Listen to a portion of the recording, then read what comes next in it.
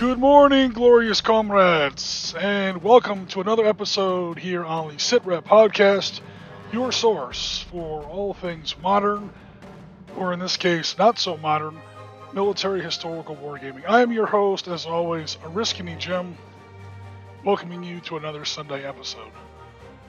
So today's episode is going to be a little different, because we want to try different things. We are very happy and proud to say that our work and our release, well, again, it's not really our release, of the Stalingrad DLC for Barry Doyle's Valor Victory, developed by Yobowargames, released through Matrix and Slitherine, if I'm saying that correctly, and available on Steam. The Valor Victory video game adaptation of the Barry Doyle board game classic it dropped a couple months ago, but we wanted to make sure that everything was kind of settled down and the different versions were all published and patches and so on and so forth. And today we're going to go over our small part and I do stress small part, in the development and release of this great product. Again, if you go to Steam, you look up Valor Victory, you look up Valor Victory Slitherine, I keep mispronouncing it. You're going to find it. It's not...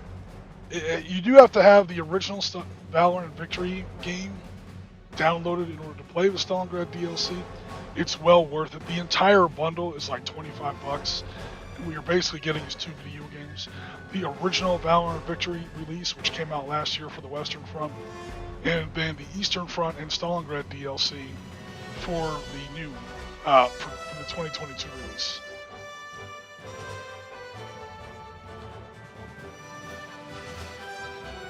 Okay, so we're going to go ahead and get started.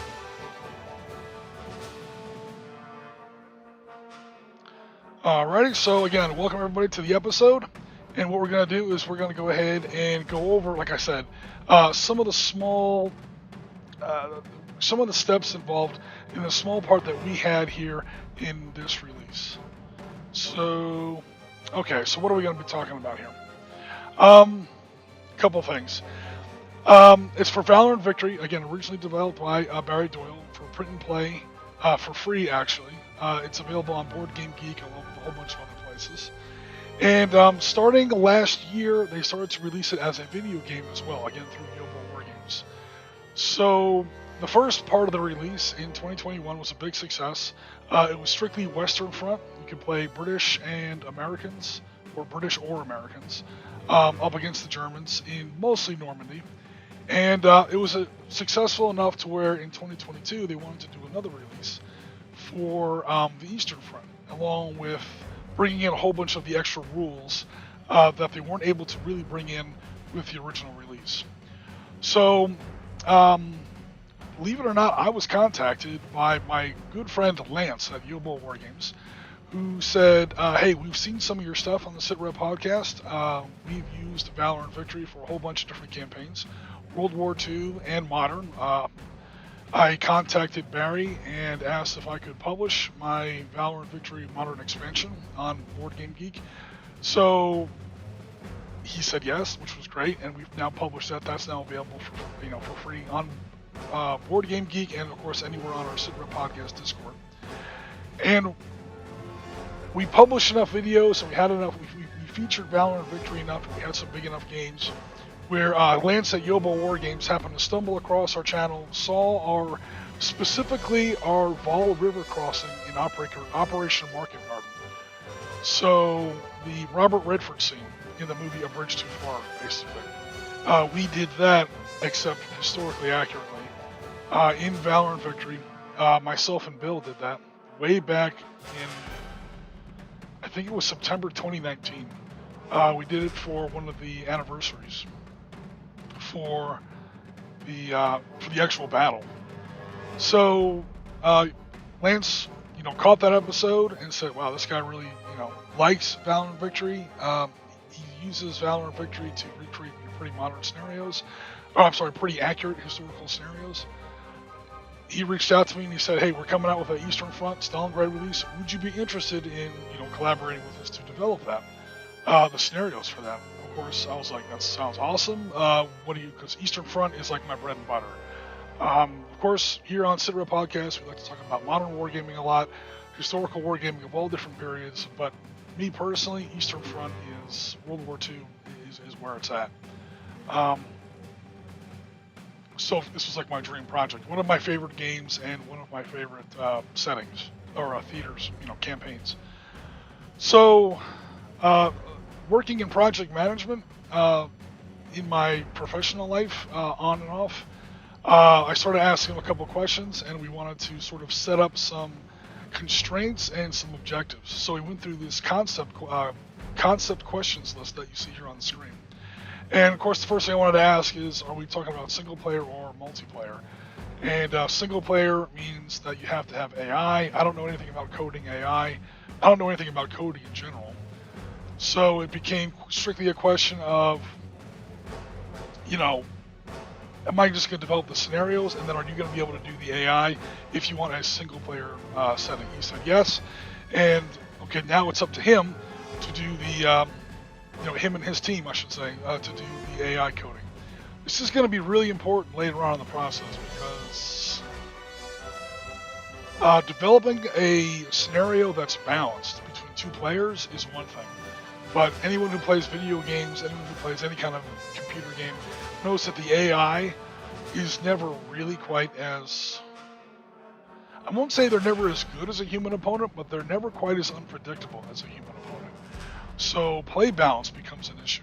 If you're going to create this for single player, you give the AI a lot more stuff and pretty much just, challenge the human player to use his imagination, his strategy, his tactics to, kind of grind his way through a more powerful opponent. If you make the two sides totally equal, like you would or totally balanced, maybe not equal, those are two different things, balanced and equal. If you make them balanced, like you would do in a normal, tabletop game, and then you just put an AI in charge of the other side, you're going to have some easy games because the human player's usually going to beat an AI, at least for now. Keep your fingers crossed until they develop an AI that can routinely beat us in war games, and then, next thing you know, we have Skynet and the Terminators are coming. So we wanted to ask that. My biggest question was, okay, you want me to design a series of scenarios that build into a campaign set in Stalingrad? Check, I got that. Stalingrad's a battle that I know pretty well. It's one of the biggest battles on the Eastern Front, and again, I've been neck deep in the Eastern Front for literally 30 years. So you have to know Stalingrad at that point. But my big question was, what kind of scenario are you talking about? Are you talking about a progressive scenario or a strictly historical highlight scenario? And again, this is kind of a video game thing. If you play a progressive scenario and it's 12 scenarios long, or a progressive campaign and it's 12 scenarios long, okay, you play scenario 1, it's fun. You play scenario 2, it's fun. You get some kind of reward. You get a buff in your points, or you unlock new abilities, or you go up on a tech tree, or, we all play video games. We all know what this is like. The problem is, how is that going to work in PvP? It usually doesn't. Without some sort of levels or matchmaking. I just wanted to know if he was going to have any of that in the system or whatever. Cut to the end, long story short, take your first shot. We stuck with a historical highlight scenario.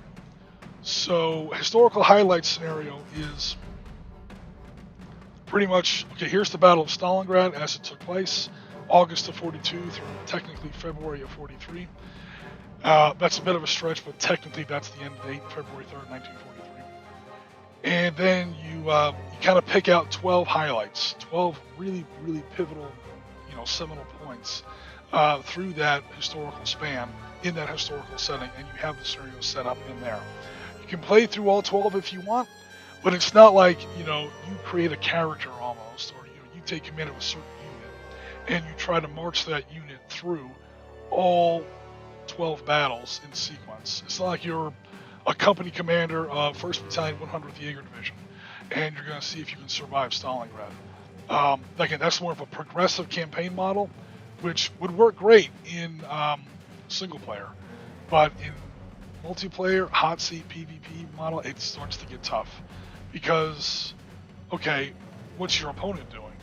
You're telling me that 2nd Company, 3rd Battalion, the Infantry Regiment XYZ of 100th Jaeger Division keeps running into 414th Rifle Company of 3rd Battalion, 419th Guards Rifle Regiment, 13th Guards Rifle Division over and over and over again. These two guys are just like Anakin and Obi-Wan, just fighting over and over again for no reason. Real war doesn't work that way. This war, this battle, Stalingrad, at one point involved, 1.4 million people.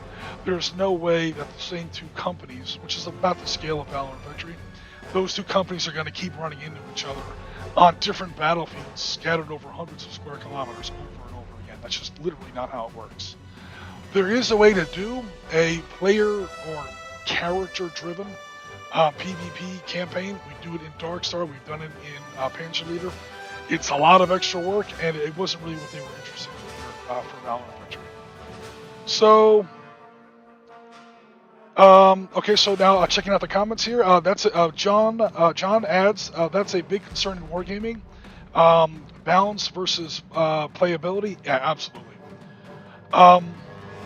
People who are followers of our channel know that I'm a huge fan of asymmetrical victory conditions.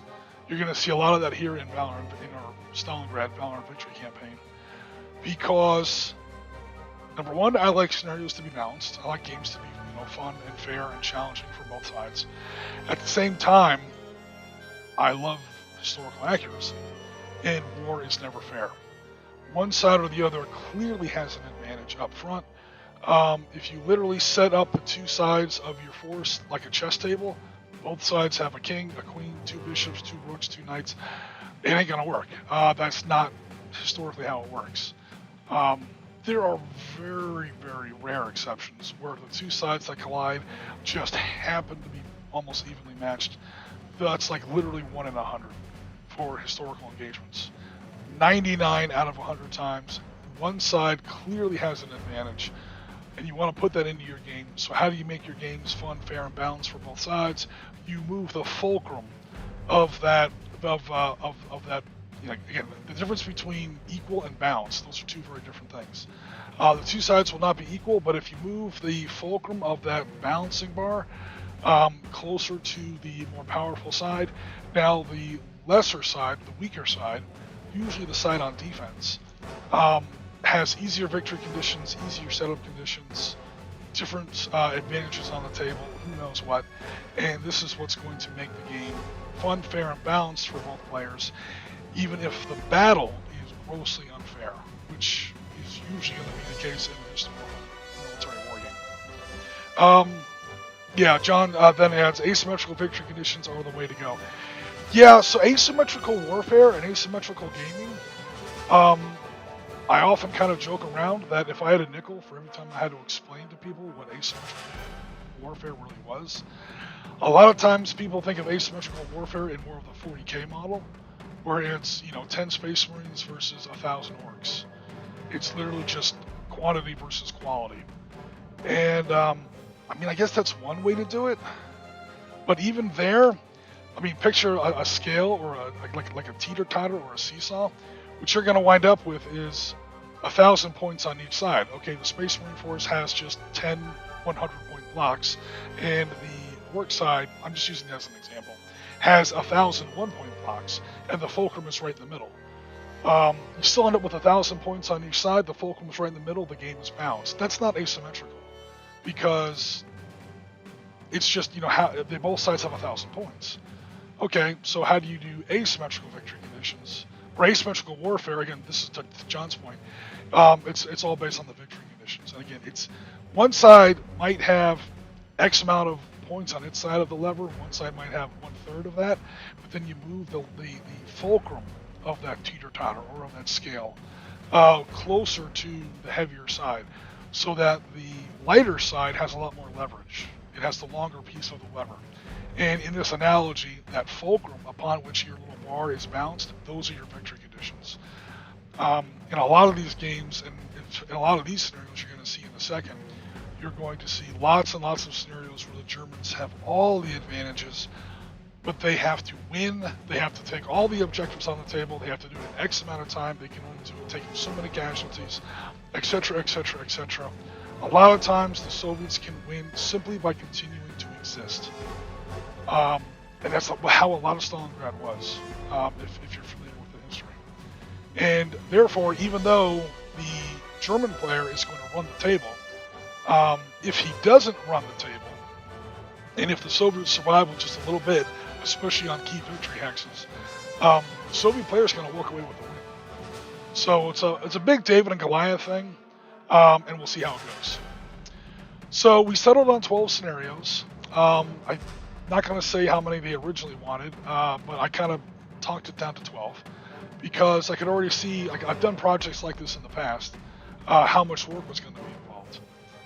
We're talking about almost grognard levels of research, hand-designed custom maps. We weren't going to use the maps that come with Valor Victory. We were going to design custom maps for all this stuff. This was going to be custom product that people were actually going to be paying real money for. Especially since the maps that come with Valor Victory, again, Valor Victory, the basic game is free print to play. So for the video game release, we actually wanted people to spend actual tender of the realm, currency of the realm on it. So we had to give them something new. So new maps and a crap ton of playtesting, because again, I'm a big fan of balance and asymmetrical balance, which is tougher to playtest than typical chess level or chess type play balance, clearly. So even with only 12 scenarios, if you run each game 4 or 5 times, you're talking about 60 games of Valor and Victory. I love Valor and Victory. That's a touch much, even for me. So it took most of 2021, but we finally got it done. Again, a lot of play testing. We wanted to talk about the size of the maps, because again, it's not just how big you want the games, but also, again, this was going to be ported over into a video game format. What kind of framework, what kind of platform was he going to be able to put this in? And I didn't want to make the maps too big, too small, anything like that. We centered on 18 by 12 hexes. A normal Valor and Victory map is 6 by 12, although you often put 2, 3, or even 4 of those together, depending on the scenario. We wanted a standard size, so we kind of shot for the middle, and I went for 18 by 12 hexes. So again, that's 6 by 12 times 3, so you end up with 18 by 12. Again, this was going to be part of the second release. The first release was, again, Western Front, and so this had already been out there in the community. Most of the rules, not all the rules, most of the rules and some of the factions, again, British, American, and German. And what the players were already telling Lance and the other people at Yobowargames, that the scenarios weren't big enough. The scenarios had to be bigger. They wanted more men, more units, more casualties, bigger explosions, bigger body counts. And now I was being asked to design something on the Eastern Front. So you have Oriskany, who loves bigger games. Anyone who's seen any of my Panzer Leader scenarios or videos knows that I like a big, crunchy, honking games. I like big games, and I do not lie. You other brothers can't deny.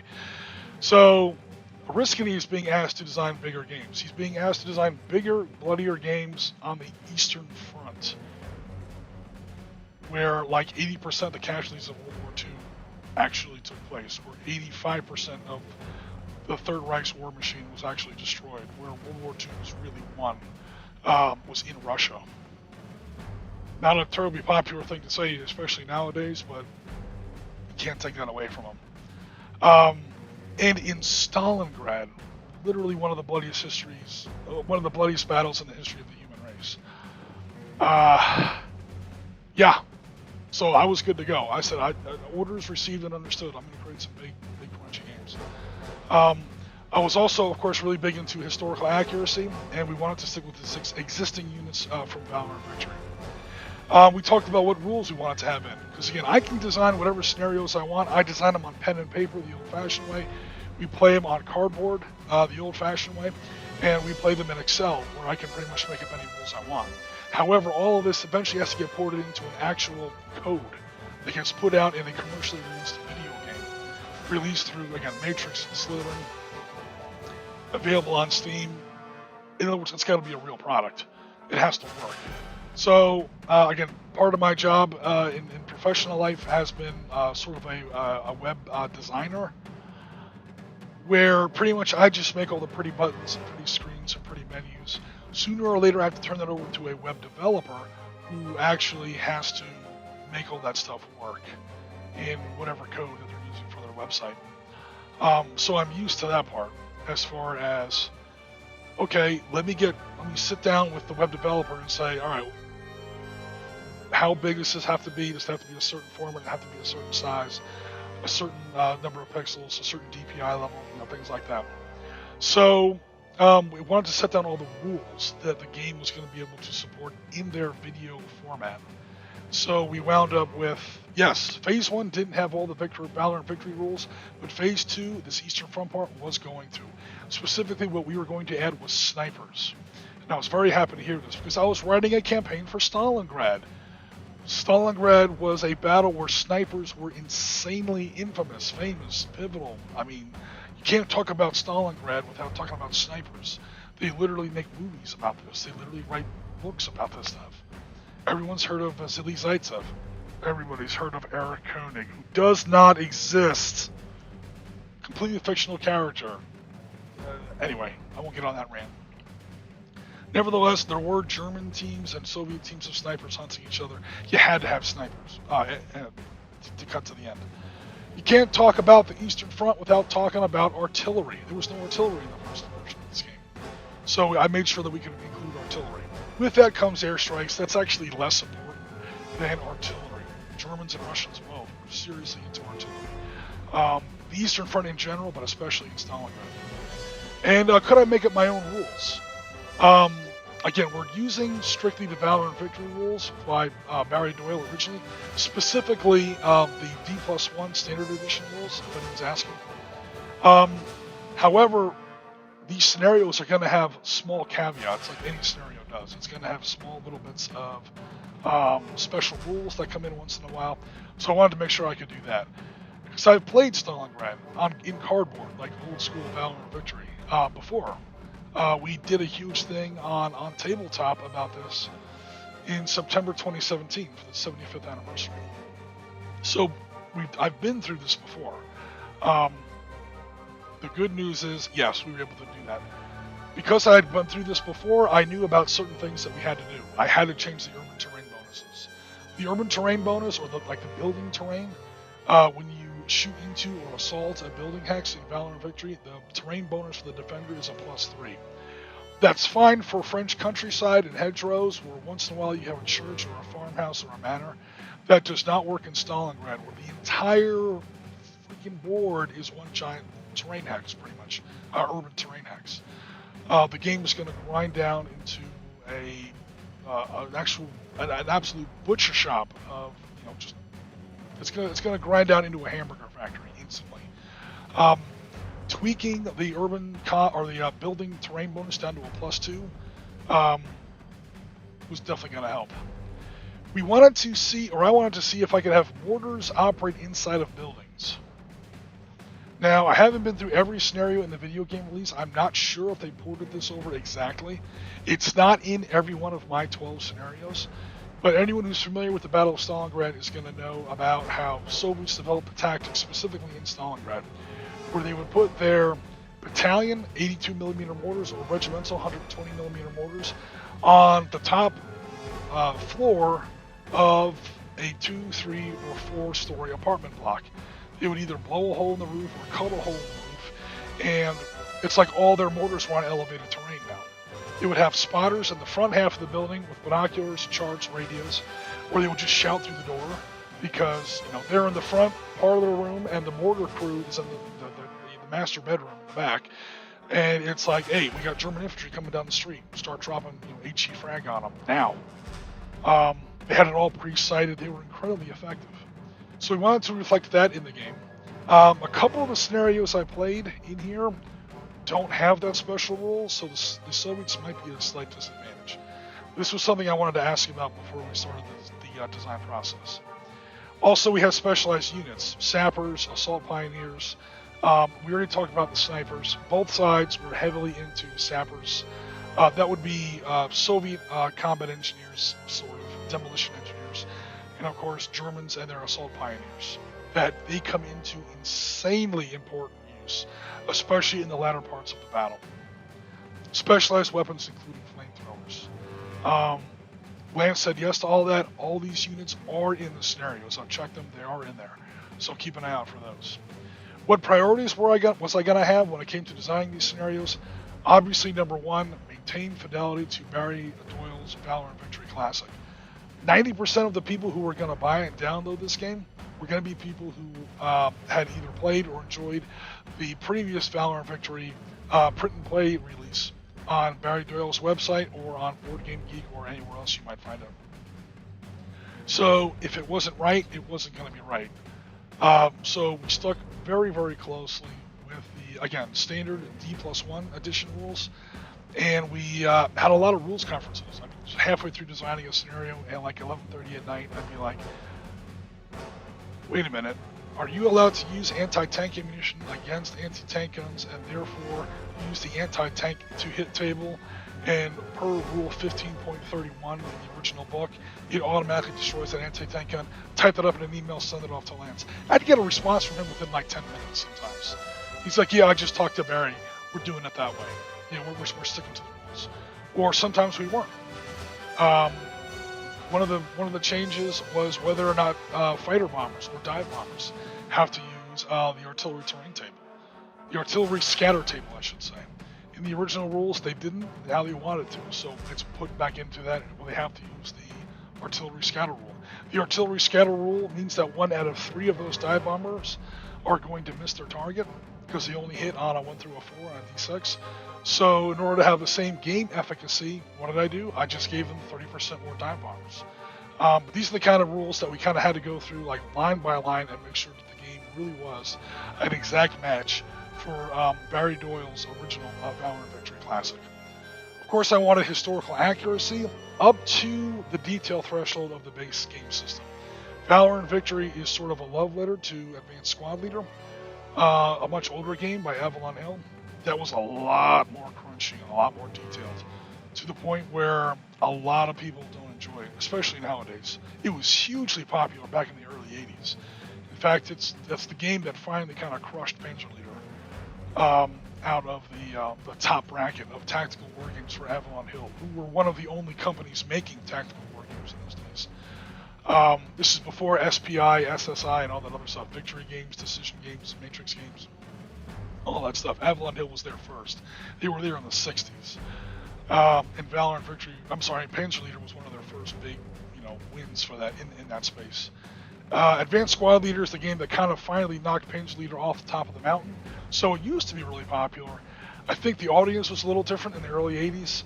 Valor and Victory is Advanced Squad Leader for people who don't really have time or the brain space, the brain real estate for Advanced Squad Leader. Because Advanced Squad Leader will put you through the ringer, man. That's a serious game. Y'all know me. I love my hex and counter games. I love my crunchy games. Advanced Squad Leader is a touch much, even for me. So, it's, Valor and Victory is perfect. Valor and Victory is, we know you love Advanced Squad Leader, calm down just a little bit, okay? We don't need a 7 trillion page rulebook with all these expansions and all this other stuff like that. It's Valor, the joke, and I don't want to put down Advanced Squad Leader players at all. I don't want to put down Advanced Squad Leader. It's one of the most important war games ever designed. The amount of games that borrow from Advanced Squad Leader, all the way into miniature games, I'm sorry to say, or not so sorry to say, I hate to tell you, kind of a thing. The amount of games that borrow from systems like Panzer Leader and especially Advanced Squad Leader, they are legion. All the way into sci-fi tactical war games that I won't mention because, anyway. At the same time, Advanced Squad Leader is a touch much. Valor and Victory is Advanced Squad Leader for people who have a life. And I just sounded like I bashed on Advanced Squad Leader players. I'm not. I have tremendous respect for you guys because that game is almost too much for me, to be perfectly honest. It's much more accessible. Valor Victory is. Now that does mean it does sort of knock down the level of detail. So the historical accuracy versus the simplicity of the system. I don't want to say simplicity like a bad thing. The accessibility of the system.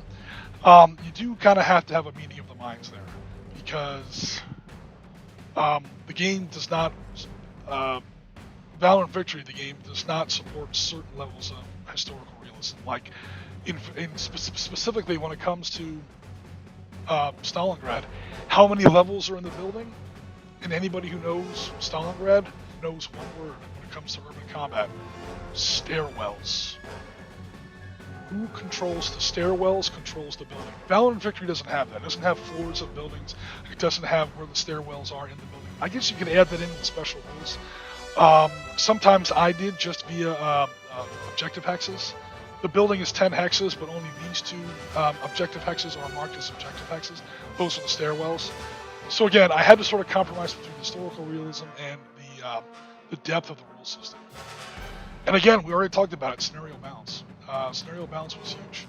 So, which was specifically difficult since this game was going to be playable both PvP and versus AI. And when it comes to those two different environments, those two different parameters, yeah, balance becomes very tricky. Because what's balanced in a human versus human player and what's balanced versus AI are two very different things. So that took a little longer than I thought, but that was pretty much what we were looking at when it comes to concept questions. Let me catch up on Mr. Chat here. Oh man, we got a bunch of people in here now. Awesome. Oh, wow, check it out. So John says that review would be as big a bloodbath as Stalingrad itself. Oh my god. You can't talk about the Russians without talking about artillery. That's very true. That's very true, John. Sounds like another good topic for another movie review, says Jen. Are you talking about Enemy at the Gates? Yeah. In this case, I totally agree with John. That review would be as big a bloodbath as Stalingrad itself. That movie is trash. Oh my god, dude. That's another bad one. Enemy at the Gates. That movie, I won't even get started on it because we'll be here all day. So, Walkabout Games, Chris has joined us. Hey, how you doing? Thanks very much for coming by. Hamburger Factory. Ooh, I refer to the Tractor Factories. Yeah, Tractor Factory is in here, and we're going to take a look at it in just a second.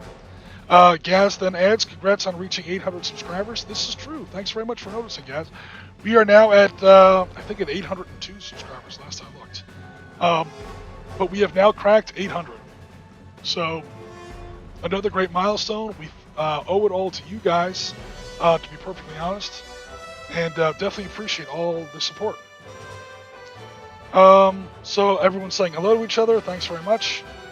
Gas says, no worries, Sally. It's just to jump in and out today. I'm heading out shortly, but I saw the live stream pop up on my phone.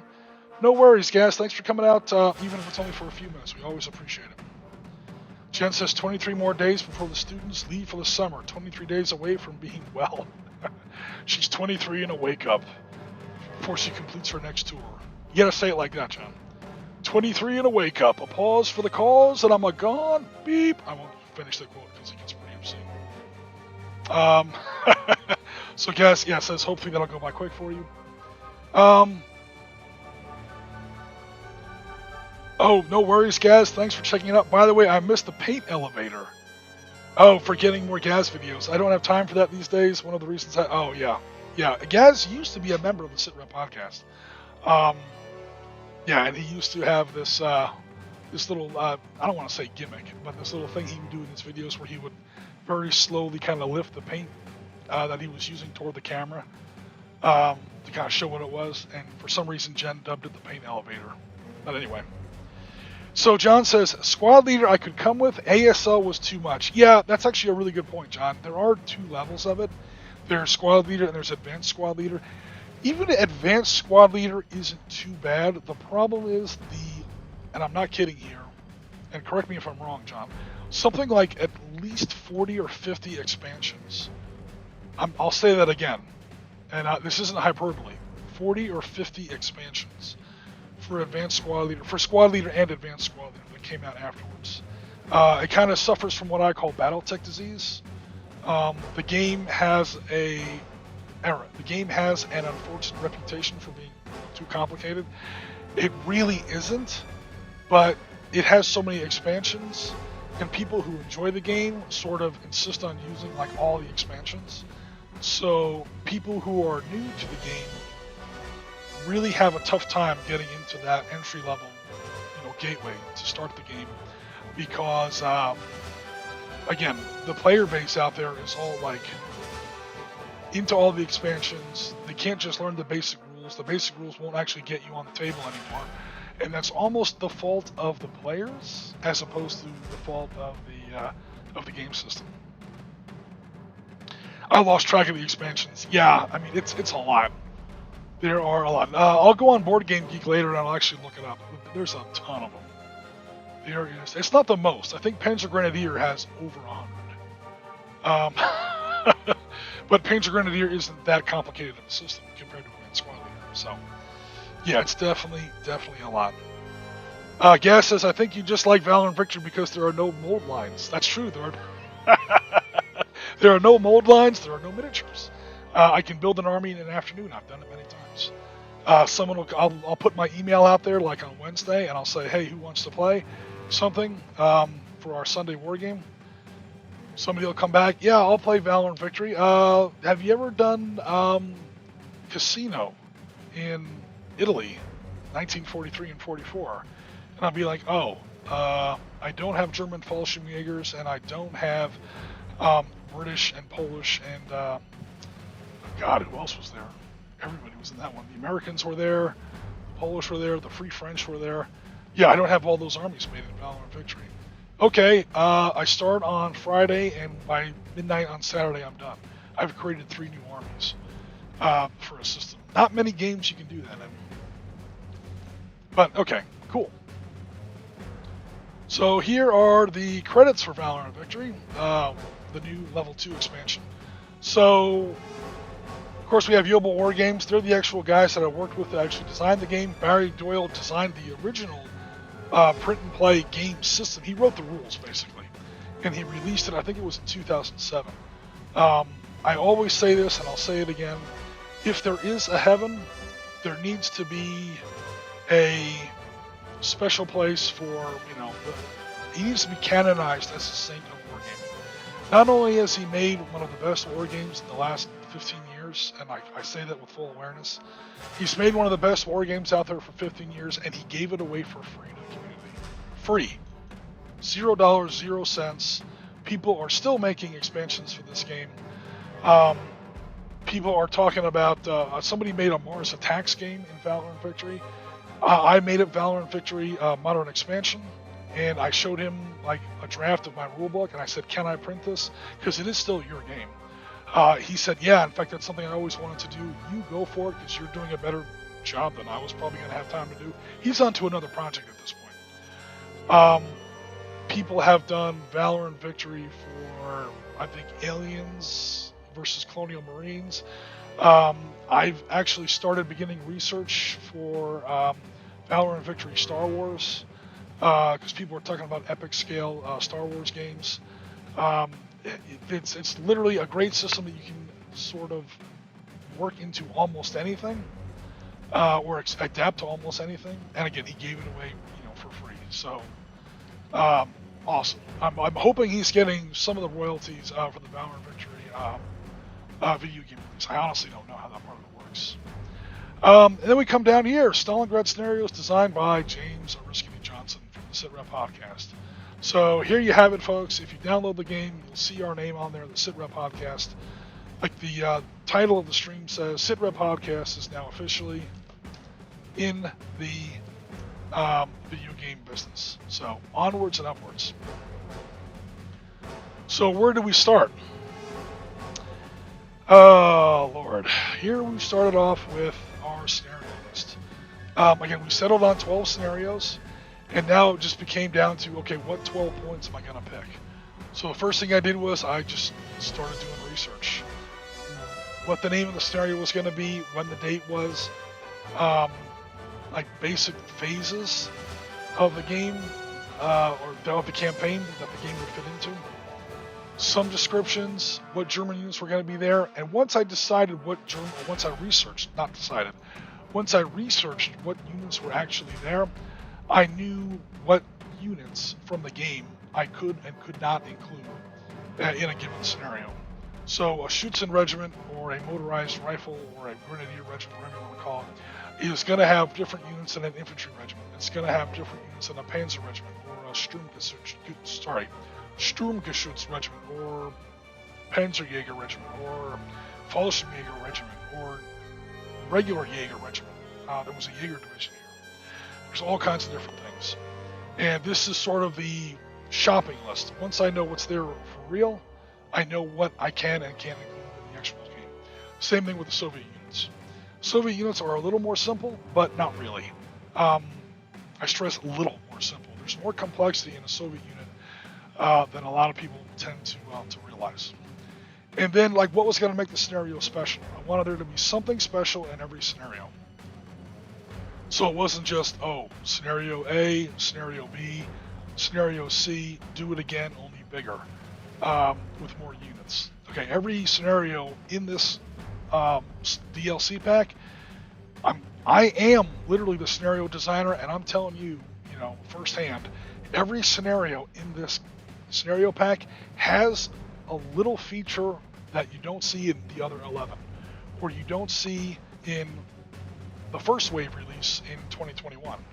Every scenario's got something in there that is going to be sort of a special feature of that scenario, and it was designed into it. It's from this literal spreadsheet. I did this on the very first day of the project. It's in the basic DNA of the game. I never stopped doing this. Or I should say, this was baked in there from the absolute get-go, and it was carried all the way through the scenario design.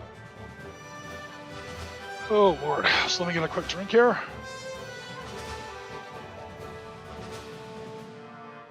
Let me catch up on the chat here. So Canucks and Indians as well as Casino. This is true, there were some Canadians there. And I guess you mean Native Americans at Casino. I could be mistaken, but wasn't the 447th also at Casino? I know they were in Italy. I might be getting the number wrong.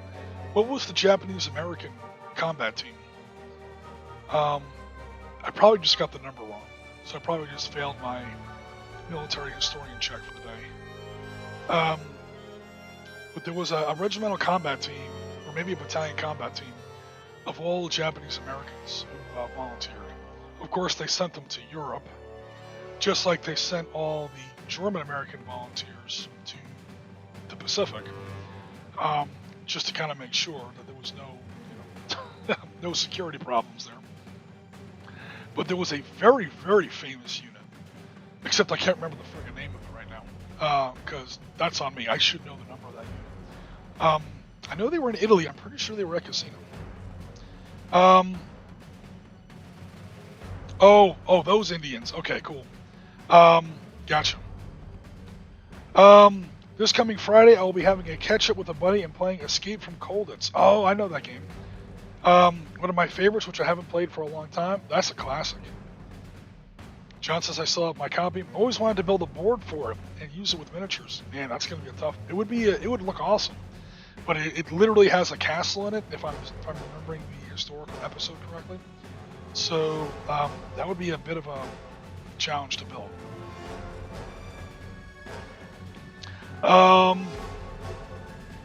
So Walkabout Games is off to make some oil washes. I will try to be back soon. No worries. We're pretty much just going to be talking about scenario design.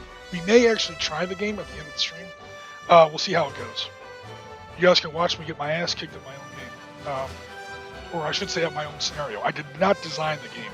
Barry designed the game, and Lance and his team from Yobowargames actually turned it into a video game. All I did was design the scenarios. Okay, so where do these scenarios take place? Again, there are 12 scenarios in all, and this is the approximate location of all the scenarios.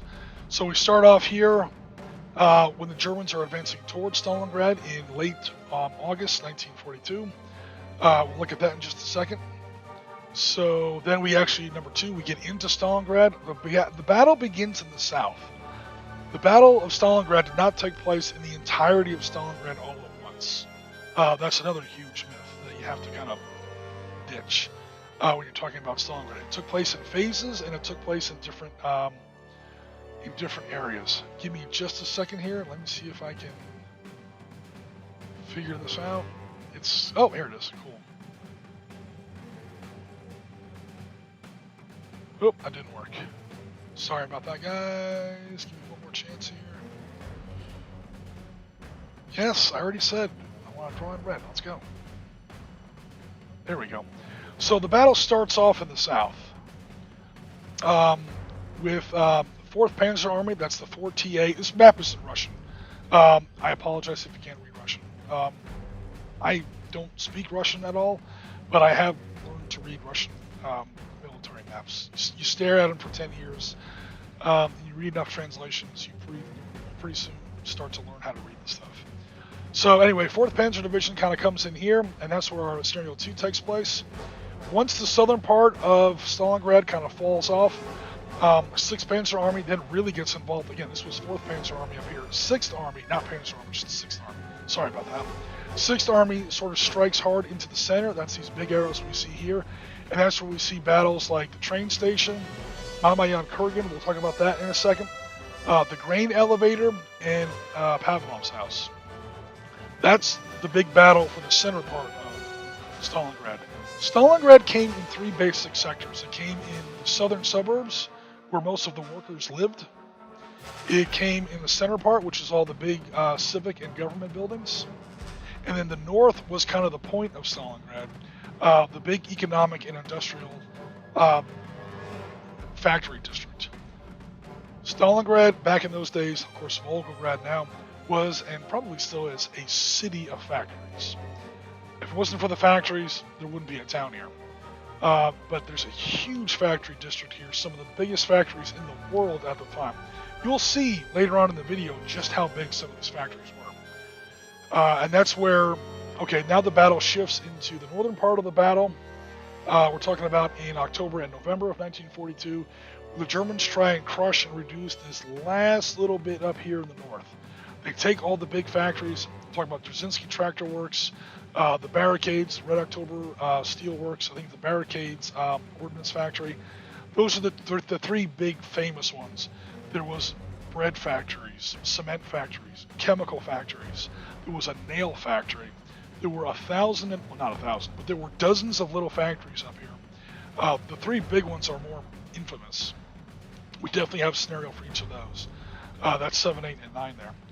And then after that, we sort of break out of Stalingrad, because again, now the Germans have exhausted themselves, and it's now time for the Soviets to kind of make their play. And that's where we have what they called Operation Uranus, where the Soviets sort of smashed in these 2 fronts, while the Germans were so focused on this tiny little green box. Again, those are all the scenarios until, oops, the Russians have just smashed through both German flanks. Ironically, they often weren't Germans at all. They were Romanians, 3rd Romanian, 4th Romanian Army. There were some Germans, and we'll get into that in just a little while. But once they lost these 2 flanks, the Russians sort of closed the gate at a little town toward Kalach. I think that's it right there. I drew one of my big blocky arrows over it. And once they closed the jaw, so to speak, at Kalach, all of 6th Army in a big, nasty slice of 4th Panzer Army. Stalingrad's the infamous, 6th Army is the infamous part, but half of 4th Panzer Army was in there too. Stalingrad was even worse than just losing the entire 6th Army. Again, half of 4th Panzer Army was in there too, and I would almost wager that half of 4th Panzer Army is a bigger loss than all of the 6th Army. And they pretty much got now they've created like this big pocket, and they just grind them down and grind them down and grind them down. That's where we have scenario 11, where the Germans try to break them out. That's Manstein's Winter Storm. We'll talk about that in a little bit. And then finally, scenario 12 is once Winter Storm fails, which of course it does, now the Germans are squeezed into a smaller and a smaller and a smaller and a smaller pocket until they're literally down to a handful of buildings. The final pockets in Stalingrad are literally a handful of buildings each. It actually breaks into 2 sections. I think it was 12th Corps holds out up here. Paulus himself surrenders on 31 January 1943, and I think it was Schmidt's 12th Corps. I'll have to check that later. A small sub-pocket. They actually do survive a little bit longer. They last till February 2nd or 3rd before they finally, give up. And that's pretty much the Battle of Stalingrad.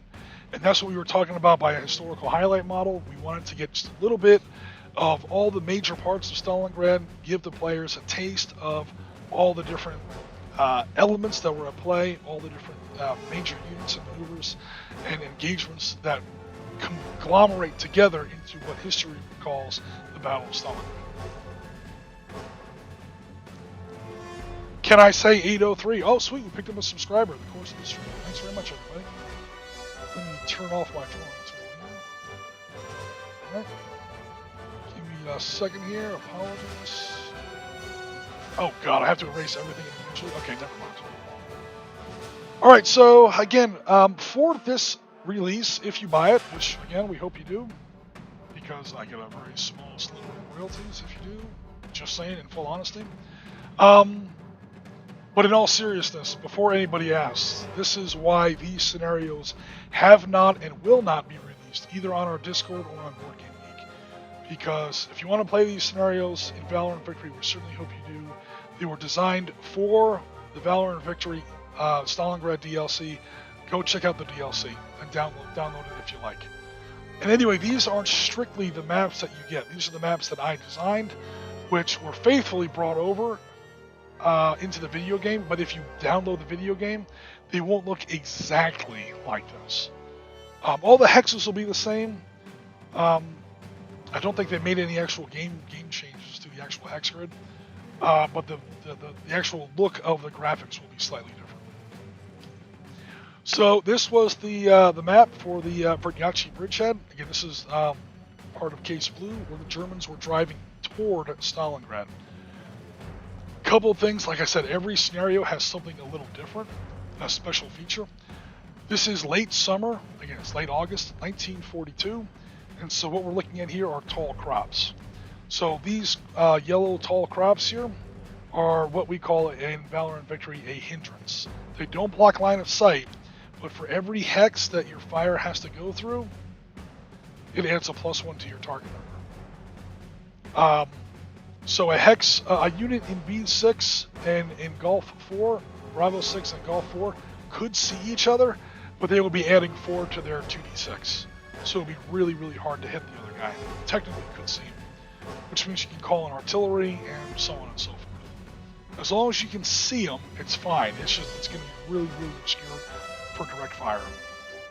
The other thing that was kind of funny about this battle was, this is historically accurate. As the Germans were sort of breaking through Brignaci and sort of exploiting this bridgehead over the Don River, one of the units that sort of got thrown into the breach to slow them down was a nearby group of female reservists.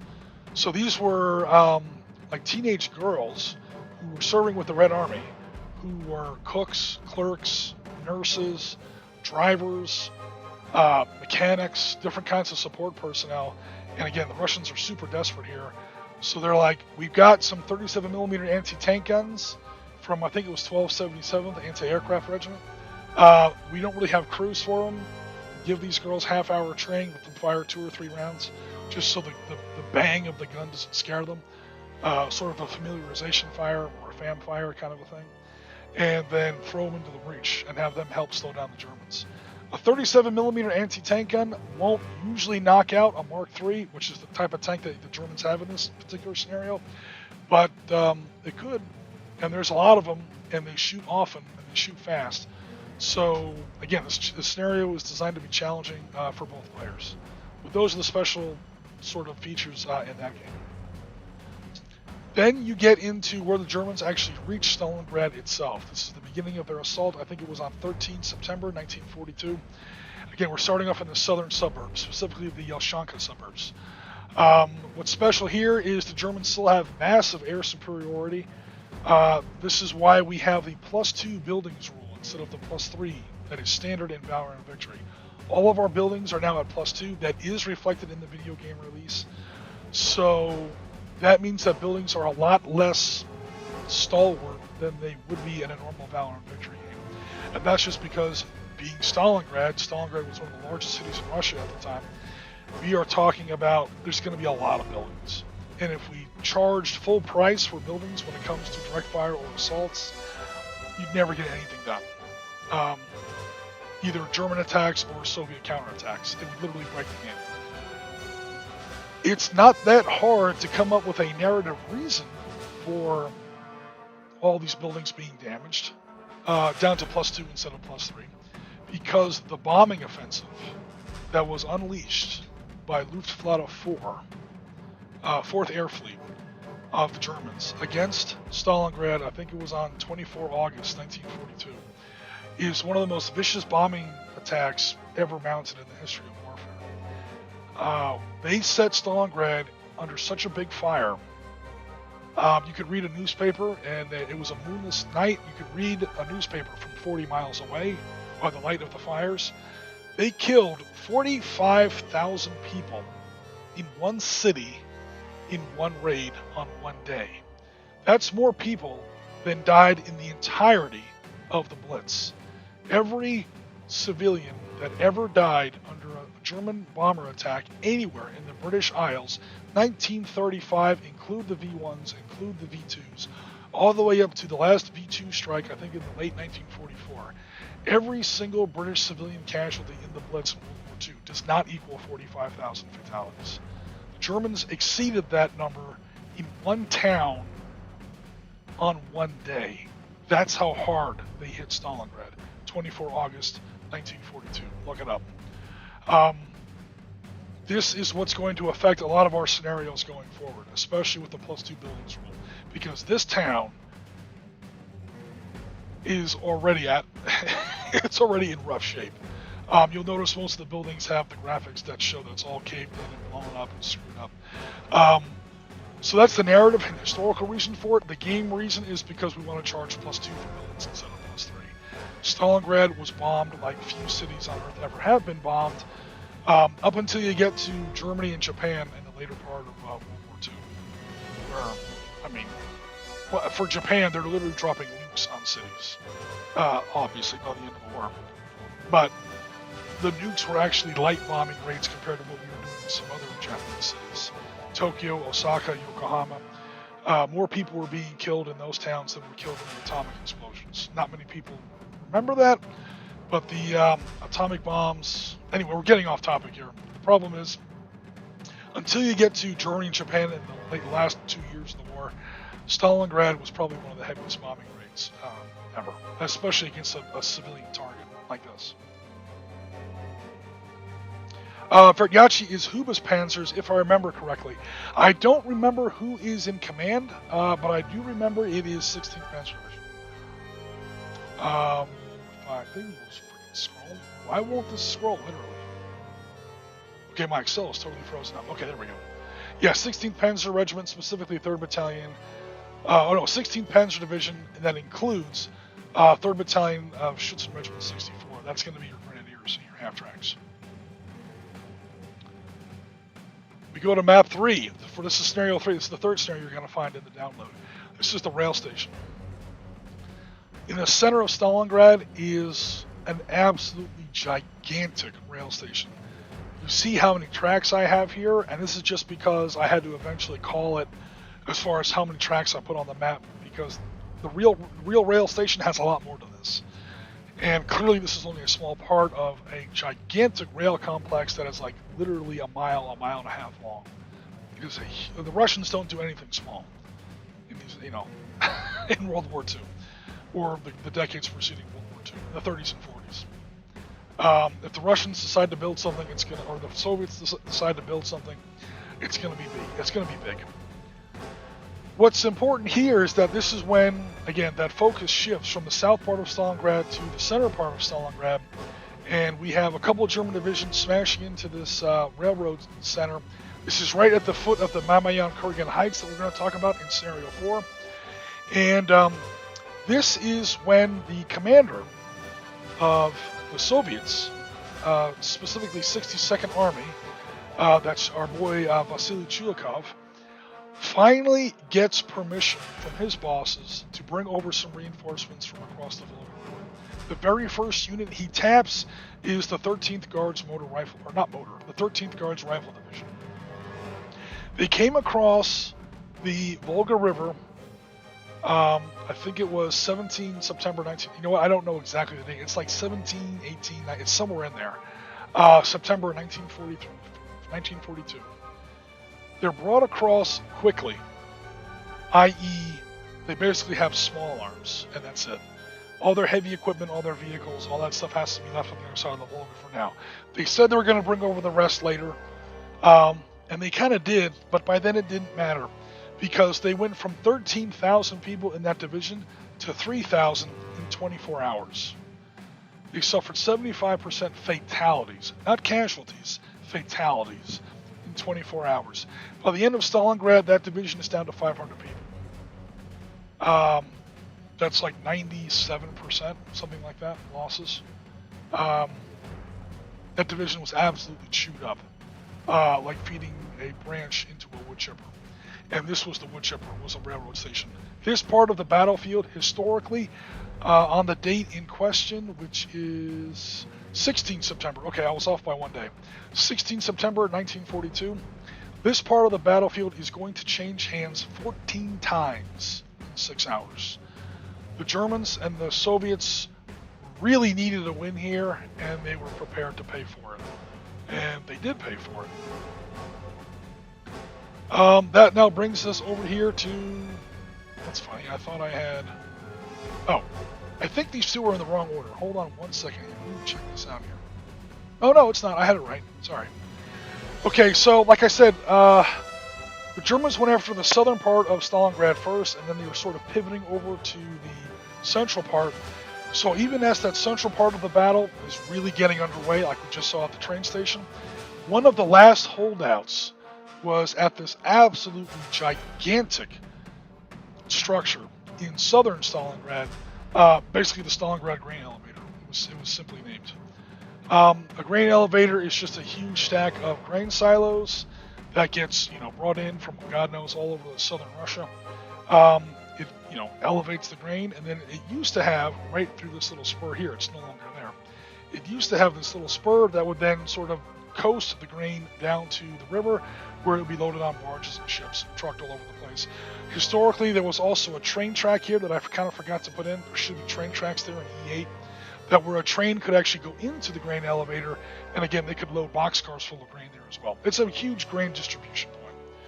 It was 300 feet long, 165 feet wide, 116 feet tall. It was one of the biggest buildings in this part of Stalingrad at the time. More importantly, it was the only building in the southern, again, the residential suburbs were mostly in the south, the residential housing. It was the only building in this part of Stalingrad that was made of concrete. So when the Germans, again, bombed this place back into the Stone Age, they set the entire city on an absolute gigantic firestorm. It burned down everything except this building. So that's why the map is drawn this way. You notice this map is just, and if you look at photographs of the of the grain elevator, you'll see this. It is standing like God's own tombstone in a field of ash. It is miles and miles and miles of just open, burnt out ruins, chimneys, and nothing else left. You know what a burnt out city looks like. Burnt down to ash and nothing else. That's why all the buildings you see here are just down to these little walls. That's all that's left. Everything else is pretty much smoked out. And this is tactically significant because it's what made the grain elevator so tough to take. Not only was it a huge structure, again, 116 feet tall, it already has commanding fields of fire over half of southern Stalingrad. But on top of that, all the buildings around it have been burnt down to the ground. So, yeah. The Soviets that were holed up in here, they were eventually overrun and wiped out, but they lasted as long as they did because of these tactical features, and this building offered such huge and commanding fields of fire over all the approaches. The Germans had a hell of a time taking this place. So much so that when the German commander of 6th Army, General von Paulus, when he thought he was still winning the battle, He said to commemorate this battle after we win, I'm going to have a special medal struck for people who fought in the Battle of Stalingrad, basically for my men. I'm going to make my men a special campaign medal, and it's going to feature on the medal a picture of the grain elevator. This grain elevator was going to be the symbol of German victory. Of course, it didn't really turn out that way, but moving swiftly forward. Sorry, one last thing I wanted to talk about here. We do have some Soviet Marines involved. So, I know that sounds crazy, but, yeah. Soviet Marines of 92nd Naval Infantry Brigade were also in here. The Germans called them the Sea Devils, because they were obviously naval troops. So if you do any painting in the grain elevator, actually there's a lot of places in Stalingrad you see Marines, because the river is right there. The Volga River was kind of run by the Red Navy, and therefore you have a lot of these naval infantry brigades in certain parts of the battle. So keep an eye out for them if you're doing any painting for Stalingrad. Alright, something is royally up here with my Excel. Sorry about that, guys. I don't know why it's not. Do I have scroll lock knocked off? Or my mouse is working. Oh, there it is. I guess I had scroll lock set. Sorry about that. Okay. So then, scenario 5 is Mamayan Kurgan. Mamayan Kurgan was a huge sort of a hill that dominated central Stalingrad. Stalingrad is in southern Russia. Southern Russia is one thing. It is flat. There is very little elevated terrain in southern Russia, at least until you get down into the Caucasus, where the mountains are then like almost as tall as the Alps. But until you get into the Caucasus, the vast majority of southern Russia is extremely flat. And so if you have a little hill that I think Mamayan Kurgan is like 110 meters tall or something like that, it's not much as far as hills go. But it might as well have been Mount Everest for this battle, because it was taller than any other terrain around the area, and it was taller than most of the buildings. This is the site of the gigantic Motherland, or the Motherland Call statue that you see there now. They built it right on top of this hill. It was the scene of some of the bloodiest fighting. It is right smack in the middle of Stalingrad, and it sort of overlooks the part of Stalingrad, the central part, between this hill and the Volga River that kind of runs, down here to the southwest. So this hill had to be taken and held. This is another one of those battlefields that changes hands, 15 times in 15 minutes. It's an absolute bloodbath. It's a tornado of bone and blood. If I had to pick a battle, a devil comes down from heaven or whatever, or rises up from hell and says, you have to live through one battle in history. Stalingrad is definitely at the bottom of my list. Stalingrad, Iwo Jima, Gettysburg, Shiloh. I'll pick almost any battle before I pick one of these battles. These battles were all absolute,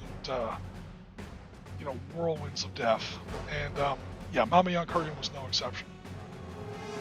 Interestingly, this is where Vasily Zaitsev actually arrived. So his first battle is not at that famous statue of the dancing girls like we see in the movie, where he first shows up. He shows up here at Mamayan Kurgan, which, to the movie's credit, is not far away. It's like half a mile away. It is at least in central Stalingrad, but it's not where they show it. He arrives as part of the 284th Tomsk Siberian Division, and he's actually not a young Jude Law by any stretch of the imagination. He's like a 29-year-old naval warrant officer. He's not even in the Army. He's technically in the Navy. He's a naval warrant officer who, again, has been in the military at least 10 or 12 years. So he's already an officer. I don't really know how Soviet warrant officers work, but in our military, trust me, you salute a warrant officer. So, again, the movie gets literally everything wrong, but who cares? The reason I bring this up is because this is the first scenario where I introduced Soviet snipers. We made sure that Lance and Yobowargames were going to be able to support snipers in their computer game platform, and I held off on including snipers in the order of battle until this battle, because this is where Vasily Zaitsev actually shows up. Now, Vasily Zaitsev was not the first sniper in Stalingrad, so I'm kind of being a little cinematic here, fully admit, but at the same time, I just thought it would be fun to make a big deal about Soviet snipers in the battle where Vasily Zaitsev the famous Soviet sniper, actually shows up in the Battle of Stalingrad. Also notice these cuts in the hillside. So the brown is the highest terrain, light brown is medium terrain, green is the lowest terrain. You can see how irregular the hillside is, and that's how the hillside was formed.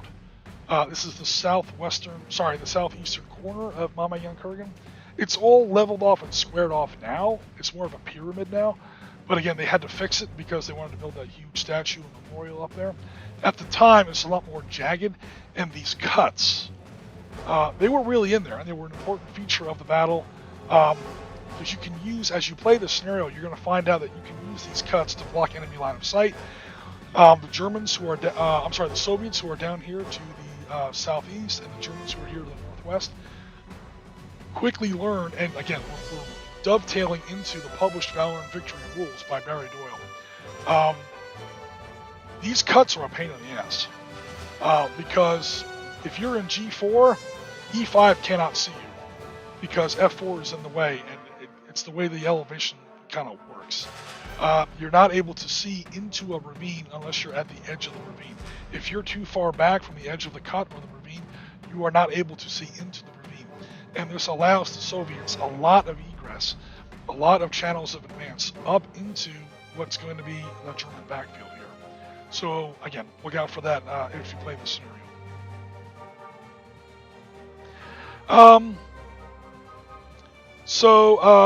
Jennifer Lemon says, these maps are amazing, but they are so bleak. I guess that's the point. Mid-war Stalingrad wasn't exactly a vacation spot. We're not even at the bleak part yet. It's going to get, notice there's no snow on the table yet. It's documented down to the exact day when the first snow fell in Stalingrad, so the maps reflect that. When you download the Valor Victory DLC, you're going to literally get that level of historical detail. The map is going to show snow exactly when the snow was really falling. So the maps, if they look bleak now, they're going to get more bleak later on. More like feeding people into a wood chipper. Yeah, that's absolutely true. John adds, Zaitsev is start of the cult of sniperism amongst the Soviets. Yeah, there were probably other snipers in Stalingrad before Zaitsev, but he was, to John's point, he was the one who was very successful initially, and made it a big deal. They made a big propaganda deal out of it, and now it became, okay, snipers are going to be a famous propaganda tool that we can use, not only to bolster the morale of our own people, but to sap the morale of the enemy. To be honest, a sniper saps morale even before you start printing newspaper articles about them. The idea that the enemy has really good snipers, and you can literally be killed at almost any instant, as far as you know, even if there's no sniper around you, you don't know that. It is tremendously training on morale. So even if you only have like 10 snipers in a given area and they're not that good, you're going to make it sound like there's 100 snipers in the area and they're all really good. It's a lot easier to do that when you have at least one really good sniper. And again, that's where you get Vazidis. It got to the point where the Germans would bring in their own sniper teams to deal with the Soviet sniper teams. This idea that they recruited somebody out of the German training school at Zossen by the name of Major, I think it's Eric or Erwin Koenig, specifically to hunt down personally Vasily Zaitsev, is complete nonsense. The Ed Harris character, I love Ed Harris, but the Ed Harris character in that movie is a complete fabrication. Now, a lot of people are going to debate me on that. A lot of people are going to put comments on the YouTube channel. Actually, yeah, he was. Here's the record. Those records are falsified. I'm going to head you off right now. The Soviets made up Eric Koenig. They made him up as a straw man villain for Zaitsev to duel against. Up to and including, if you actually watch Zaitsev's interviews later in the war even wasn't technically over yet, but later on near the Battle of Berlin and so on, when they put Zaitsev in front of a camera and they ask him to talk about, Major Koenig, he never mentions Koenig by name because even he knows it's bullshit. And he's refusing to go along with the lie 100%. Were there German sniper teams dueling with Soviet sniper teams? Absolutely. But again, it's teams versus teams. And it's across, again, a huge front, several hundred square kilometers if you include the entire battle area that is encompassed within the Battle of Stalingrad. At one point, up to 1.4 million people. The idea of the same person coming up against the same person in that kind of a battle is just dumb. It didn't happen. It did not happen. Please take it to the bank. Anthony Bavar makes the point you make about Eric Kernan. Yeah, it's historical fact at this point. It's not even really up for debate. It's just what sources you go to when you furiously go to the keyboard and type imright.com and try to find, some kind of bullshit that supports your case. You will find some people that still maintain, and some of them call themselves history buffs or whatever. I'm sorry, they're just wrong. They're just flat out wrong. And it's something that always gets on my nerves because, again, there's a whole movie made about it, and people, always want to talk about a movie. And anyway, it gets annoying. Here's something that really did happen. This is Pavlov's house. This is what you see in Scenario 6. Scenario 6 is about Pavlov's house. Anyone who knows about Stalingrad knows about Pavlov's house. So this was a very famous small unit action in Russian history. It's sort of akin to Pegasus Bridge or Point to Ho. It's like that level of badassery. To the point where the Russians have made movies about this, although not terribly accurate. But nevertheless, there is some extremely detailed historical information available about Pavlov's house. Again, just because it's so famous. Down to the blueprints and the floor plans of the building. So, when it came to drawing this map, this is probably the most accurate map in the entire campaign. The only things in this map that are not perfect are when I have to design the game to fit the game's hex grid. Is probably the only time you're going to find actual inconsistencies in this map, and there are some. But again, I have to make the map fit the hex grid. Other than that, this map is damn near perfect. And again, that's not because I'm some kind of genius. It's just because there's really good information available. You look around, you can find it. We know where every single machine gun was placed. We know where every anti-tank gun was placed. We know where the mortars were put.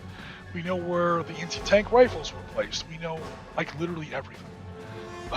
It's just one of those battles that the Russians did really well at, and so they recorded the shit out of it. And therefore, a really good historical record has endured to the present day.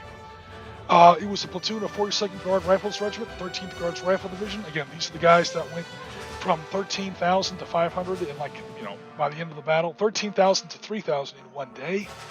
So one of those 3,000 survivors had a platoon of guys in here. The lieutenant got knocked off right off on the first day, and the guy that took over was the platoon sergeant. His name was Jacob Pavlov, or Yakov Pavlov, however you want to pronounce it. And he held out here for 58 days. Now they're going to call it a siege, but it really wasn't, because of these trenches that you see here. They're drawn in the map. These trenches do lead back to the Volga River. The Russians never lost control of these buildings. One of these is a bread factory, one of these is a warehouse, one of these is riverbank launches or river landings, and so on and so forth. We know what all these buildings are. I don't have the map open right in front of me, the original map. But this is actual Pavlov's house down here. It was a 4-story apartment building, and because of, to the north, we have the square that was named after Bloody Sunday. I think it was December 9th. Or January 9th. I can't remember off the top of my head. I'll look it up in just a second. But this huge square to commemorate that event in Russian history, pre-Soviet Russian history, and then all the other buildings, again, had largely burnt down around it. So this little building, this 4-story building that was left, had commanding fields of fire, and it was within 300 yards of the Volga River. So it's literally 1, 2, 3, 4, 5, 6, 7, 8, 9, 10, 30 yards per hex is my usual standard for drawing a Valor Victory map. Again, the map is accurate up to the point where I have to make it fit into a hex grid. That's where it gets a little weird. But other than that, what you're seeing is what was there.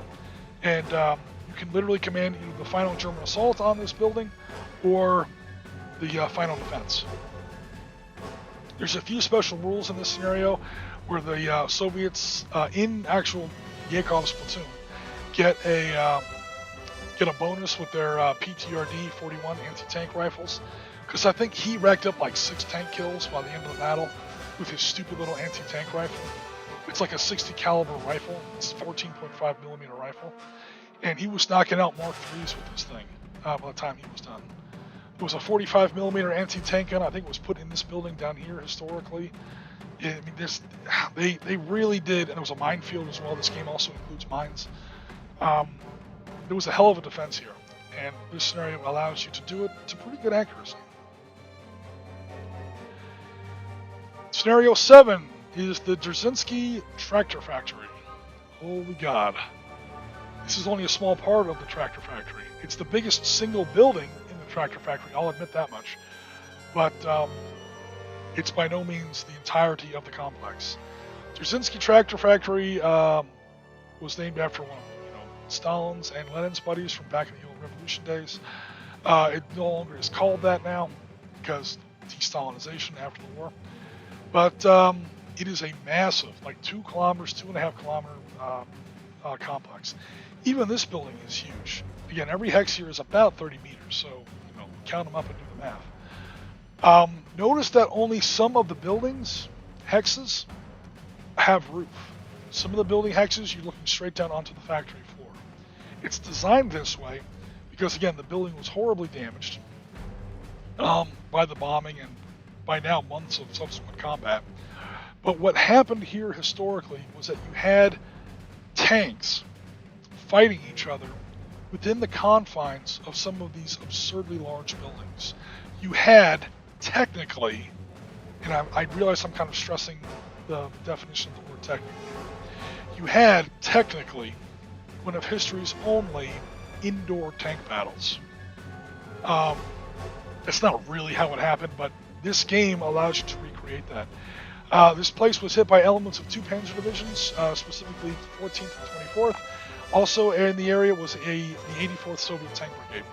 So you will see Mark IIIs and T-34-76s, or T-34Cs if you prefer, dueling it out.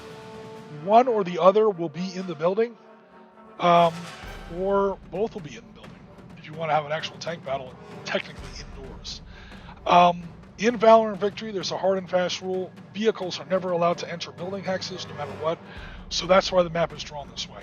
Even though all this is the main factory floor of Jarzinski Tractor Works, all of these clear hexes with no roof on them are considered clear. So tanks can enter these areas. It's not going to be easy going for them because they have to make a lot of turns and they have to cross over these walls, these little gray stubble walls that we see here. But technically you can do it, and just like they did historically. You also had elements of 2 separate flamethrower companies, so it's brought in some flamethrowers here. So yeah, this is where the battle really starts to get nasty. So Jennifer Lemon says, the old bald guy, she's talking about Ed Harris. Although they ruined his character at the end with the hanging of the kid. Yeah, so not only is Ed Harris a terrible character, great actor, and he plays a fantastic role given the material he's given, or considering the material he's given. I'm not trying to bash on Ed Harris at all, but the screenwriters of that movie and whoever the historical consultants who were apparently drinking margaritas all day because they clearly did not do their job, or even if they bothered to hire historical consultants. If they did hire any historical consultants, they need to fire them and never hire them again because they're shit. The history of that movie is garbage. But anyway, on top of that, on top of the historical problems, and again, I don't normally get into the writing of a movie, but they literally ruin his character because they have to remind everybody that he's the bad guy because Jude Law is the good guy. He spends the whole movie making friends with this kid, this Russian kid, the German sniper does, Ed Harris's character. And then you kind of find out why. He's a grieving father who lost his son in the opening battles at Stalingrad. That's why he came to Stalingrad, to sort of get closure and vindication and avenge his son a little bit. In other words, he's all about being a father. He's all about sons and younger men and stuff like that. And then at the end of the day, he just hangs that Russian kid for pretty much no reason. They make some bullshit up about him, baiting Vasily Zaitsev out. Dude, it's a terrible movie. It's awful. But anyway. They use him as a straw man to represent all their snipers. That actually makes more sense than dueling snipers. Yeah, the Soviets, the Soviet propaganda machine, literally wanted to build a story around Vasily Zaitsev. And I totally get it. The problem is, no story is any good if it doesn't have a villain. A specific personal villain. Star Wars has Darth Vader. You have to have a villain. Star Trek has Khan. Star Trek, you have to have a villain. And it can't just be, well, the Germans have snipers too, we gotta watch out for them. It has to be a specific guy. You gotta give him a face, you gotta give him a name. And if that person isn't there, just make one up. Everybody does it. The Americans and the British did it with Rommel. Everybody did it with Hitler. I mean, you have to give your enemy a face in order to tell a good story about him. And a narrative perspective. Doesn't mean it's accurate, but that's how you get the propaganda thing going. So building tanks in the tractor factory and literally driving down the street and into the line. I have heard that story. I'm not 100% how true it is. It definitely would have stopped after a pretty early on in the battle. Jarzinski Tractor Factory was building tanks. And specifically KVs. So KVs, Clemency Voroshilov, the heavy tanks, the KV-1s, there were no KV-85s yet. KVs are in Stalingrad in strangely disproportionate numbers. So usually like one tank in 100 is a KV. Like for every brigade, corps, army of T-34Cs, or earlier in the war, BT-7s, BT-5s, you're going to see like one independent heavy tank regiment. Is how the Russians would deploy their heavy armor. Independent heavy tank regiment of KV-81s. I'm sorry, of KV-1s. And when I say independent tank regiment, you're talking about like 20 tanks. So it's like 1 in 100 as far as tank numbers go. In Stalingrad, it's a lot more than that. And I think it's because of this, of what you're talking about, John.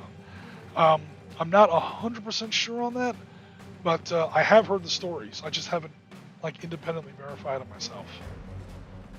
I do know Jarzinski Tractor Works was building tanks. They were building tanks right up to the beginning of the battle, maybe even during the battle, and I'm pretty sure they were building KVs. In fact, if you look for pictures of Jarzinski Tractor Factory, I think you see KVs on the assembly line. So you do see them from time to time. So here we are, 25 October. This is just after the documented first snow fell in Stalingrad on the 22nd of October. This is where we get to the October Steelworks. So the Martinovsky workshop building, the plans for that building are available online for how it looked at the time. This is another one of those very famous little spots that the Russians have documented to hell and beyond. So down to the point where we literally know where the rooms were, where the doors were, and so on and so forth. And that's kind of what we're seeing here, part of the Martinovsky workshop building. That's why it looks so strange. If I was designing a map from the imagination, it wouldn't have all these weird contours and numbers in it. This was literally the shape of the building. So that's why the map looks the way it does. There's a lot of Soviet artillery in this particular scenario, and that's again to sort of support historical episodes, up to and including. I'm actually not kidding about this. One of the Russian commanders here, his name was Major Ustinov, had to call in artillery on himself to break up an incoming German attack. They were Katyushas that were called in from across the Volga River. All the Russian artillery was from the other side of the river. Because there was no room to deploy it. At some points during the battle, the Russian foothold in Stalingrad on the western bank of the Volga River got down to like 50 meters. You can't deploy artillery behind that kind of a front line. Pretty much the front line is the riverbank, because a front line is very rarely a fine line. drawn across the map. It's usually a band where people are shooting at each other. And it's usually longer than 50 meters, or I should say wider than 50 meters. So all the artillery had to come in from across the river. So Major Ustinov was being overrun by the German forces that were taking over this tractor, this factory here. He called in artillery on himself, like we see at the end of Platoon almost. Amazingly, he survived that. He did actually win the battle, so kudos to him. Unfortunately, he was shot and killed, I think, 3 days later in another German attack. So, welcome to Stalingrad. Not the kind of battle where you get attached to your characters, so to speak. Scenario number 9 is Ludnikov's Island. This was right behind the Barricades Ordnance Works. This is where they made small arms, machine guns, mortars, stuff like that. That's the very tip of the building, right back here. So in this scenario, the Russians have largely been thrown out of that building. They're now, again, their backs are right up against the Volga River here, and they are doing everything they can to hold on to this last little foothold. What was absolutely important to the Russians, or to the Soviets, I should say, there were Soviet Red Army units here and Red Navy units. There were Soviet units here from all throughout the Soviet Union. So, ironically, Ukrainians fought here, Belarusians fought here, Kazakhs fought here, Turks fought, any part of the Soviet Union. Siberians fought here, hence we saw that's where Vasily Zaitsev came from. You would have people from all over the former Soviet Union fighting here. So, I should say, as the Soviets, one of the big Soviet objectives, really the requirements, they were absolutely desperate to maintain, were these river holdings, these riverbank holdings. They had to keep the river landings secure, because the way the battle was shaped... Oh, I forgot I had all this scribble on here. My god. Oh, I can do it this way. Dude, I just want to delete that. Delete all this mess. Bear with me, guys. Cool. So I'm going to zoom in a little bit here. Okay, the way the battle was actually fought, again, for people who already know this, I apologize, but let me just go through it quickly. For people who may be less familiar with the Battle of Stalingrad. The Germans come down, and this is Stalingrad. It's a long, thin, sort of a city stretched out along the bank of the Volga River. And the Soviets, of course, held the East Bank. They held as much of the West Bank as they could, but what was so vital to the Russians was to hold on to certain key points along that western riverbank to where they could still ferry over supplies and troops.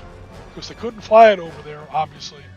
The only choice, because there's nowhere to land, the only thing that they could do was to bring it across by boat. And in order to bring stuff across a boat by a river, you need a riverbank. You need holdings on the riverbank. You need river landings, piers, docks, parts of the river where there isn't a steep embankment. You can actually bring stuff onto the beach if you have to, or a bank-like beach or whatever, And the Germans, of course, knew this as well, and they were trying to take these riverbanks. Because once all those river holdings were in German hands, the Soviets would be completely cut off, and then it's game over. It's literally like a matter of time. And when I say time, I mean like 2 or 3 days. Because you don't last long in sieges like this. It's not like a medieval siege where all you need to do is eat food. In modern warfare, you need a lot more than food to keep going. You need fuel, oil, ammo, spare parts, medical supplies. You need tons of stuff. And the only way the Soviets could bring that across again was by boat. So they had to hold on to those river landings. This is one of them right here. And this is why Ludnikov's Island, that is named for the commander of 138th Rifle Division, held on to this building. We have an apothecary, we have the commissar's house, and we have the river landing. So that's the commissar's house, that's the apothecary, and that's the river landing. These are the 3 main buildings, what was called Ludnikov's Island. Currently today, if you go to Volgograd, you're going to see a memorial here. It's kind of overgrown. I wish they would take better care of it. But this is another one of those spots where the Soviets literally just stood and died because they knew they didn't have any other choice. It's not like they were trapped. They just knew that the whole 62nd Army was depending on holding these river crossings, holding these river landings, and they did the best they could. One thing that we do start to see here is these trees, but notice they're in gray rather than green because it's wintertime now. Snow is now fully fallen on the battlefield, and these trees are of course very bare, so there's no leaves on them. They don't obstruct line of sight. They are a +1 hindrance rather than a straight out block line of sight. So you're going to see a lot more of this in the scenarios going forward.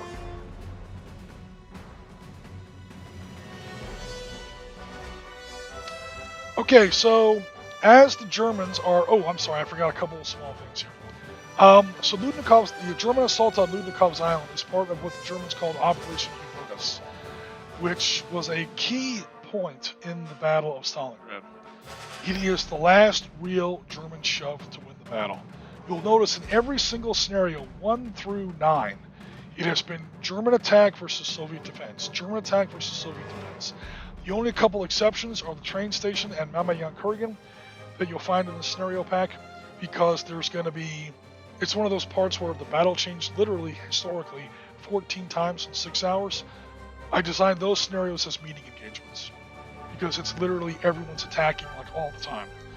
Other than that, it's always German attack versus Soviet defense, German attack versus Soviet defense. This is the last one of those, and it's Operation Hubertus. The reason is because the Germans were on their last legs. They had used up all their reserves.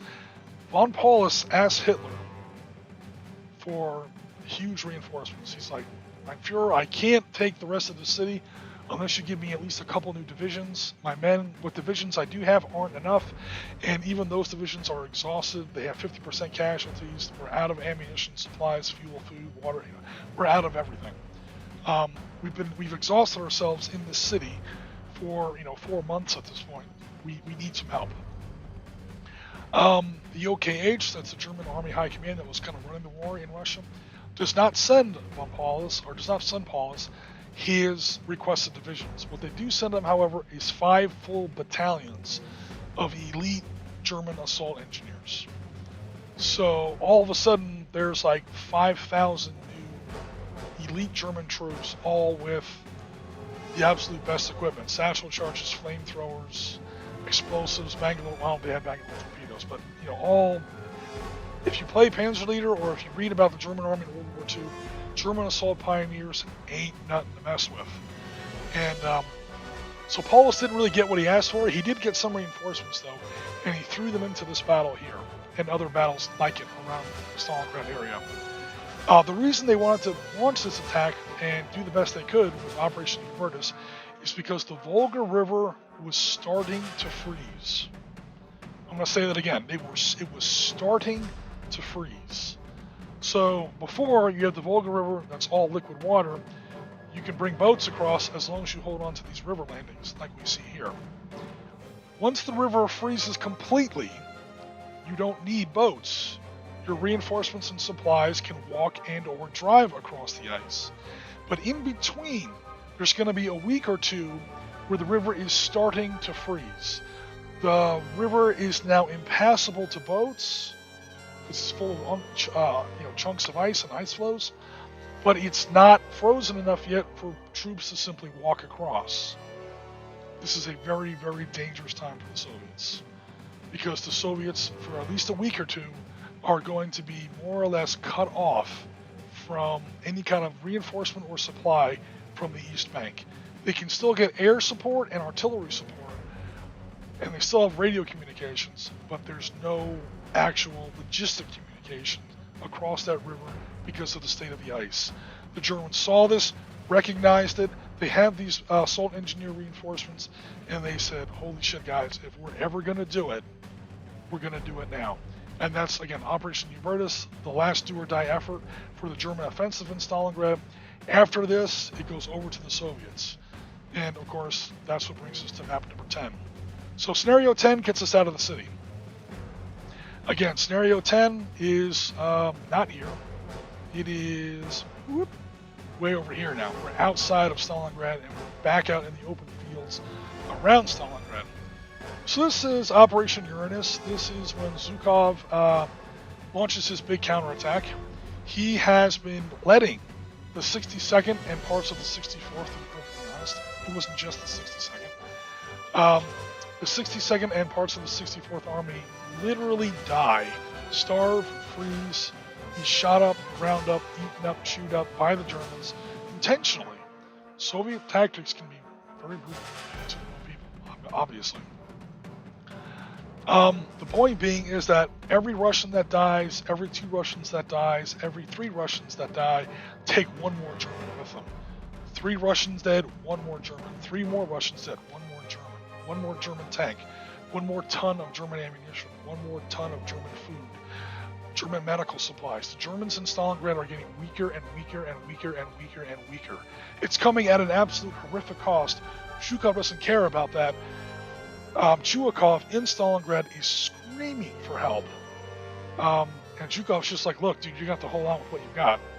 Zhukov has reinforcements. Zhukov has supplies. He's got troops and tanks by the literally hundreds of thousands. I won't quite say millions, but damn near close to 1 million. He is building up a gigantic force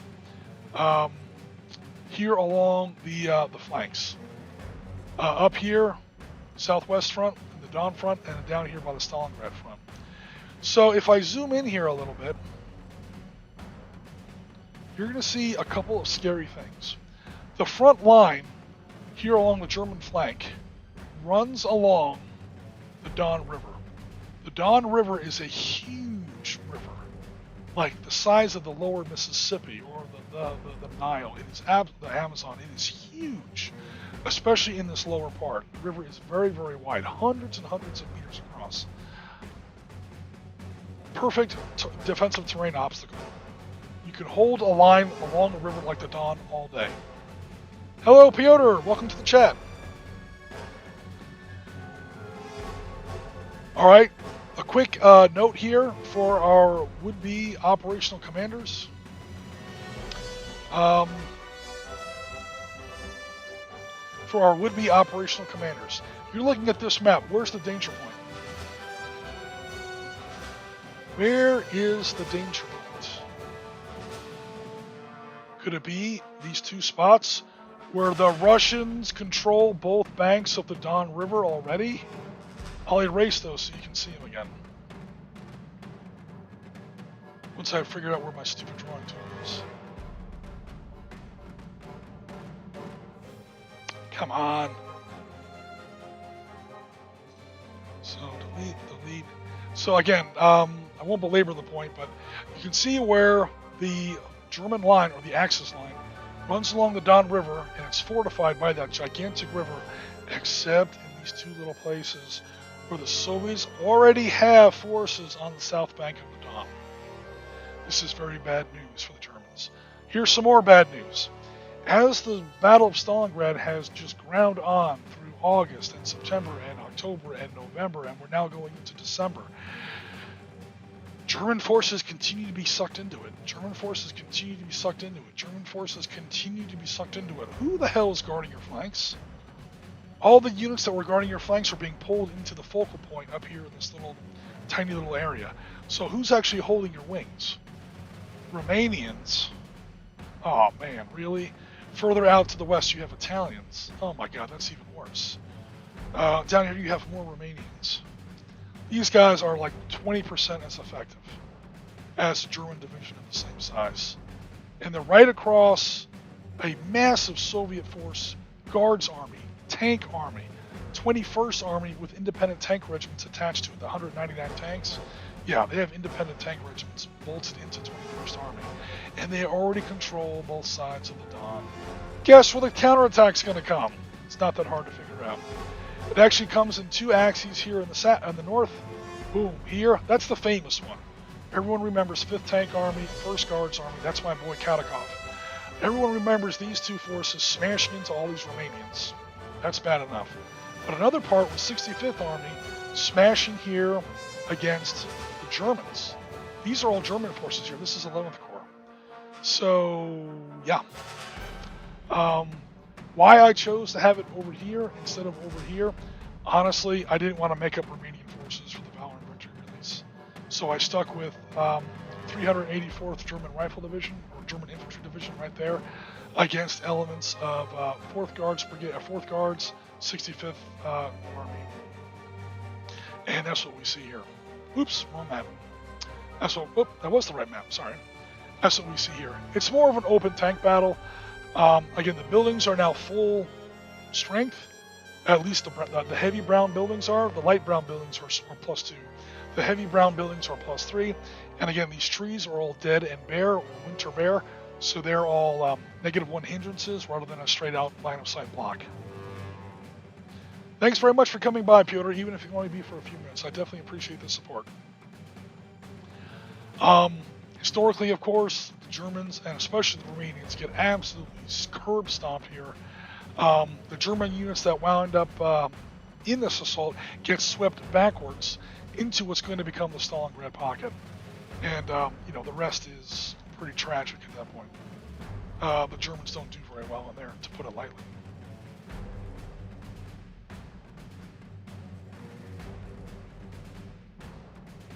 To put it very, very lightly. So, like I said, those two arms of Zhukov's offensive, they meet there at this little town called Kalach. I'm kind of orbiting there with my cursor. And it seals off everything to the east there in a pocket that is now surrounded on all four sides, 360 degrees. And the Soviets just kind of put a squeeze on them very, very fast. The big attacks come in from the west, ironically. It sounds weird, but the Soviets are coming in out of the west against the Germans in the east, which is the reverse of what you normally see. The first thing that they start to do is there are two major airfields. In fact, the map has them marked. One of them is right there at Potomnik, and the other one is here at Gumrak. So the Soviets overrun those two airfields. Of course, when Potomnik falls, that's bad enough. When the Germans lose the airfield at Gumrak, they know it's over. Because now the German Air Force can't even bring in paratroop supplies to them anymore. Or evacuate the wounded, bring in medical supplies, ammunition. It's literally over now. Stalingrad becomes one great big grave in which everyone just hasn't quite finished dying yet.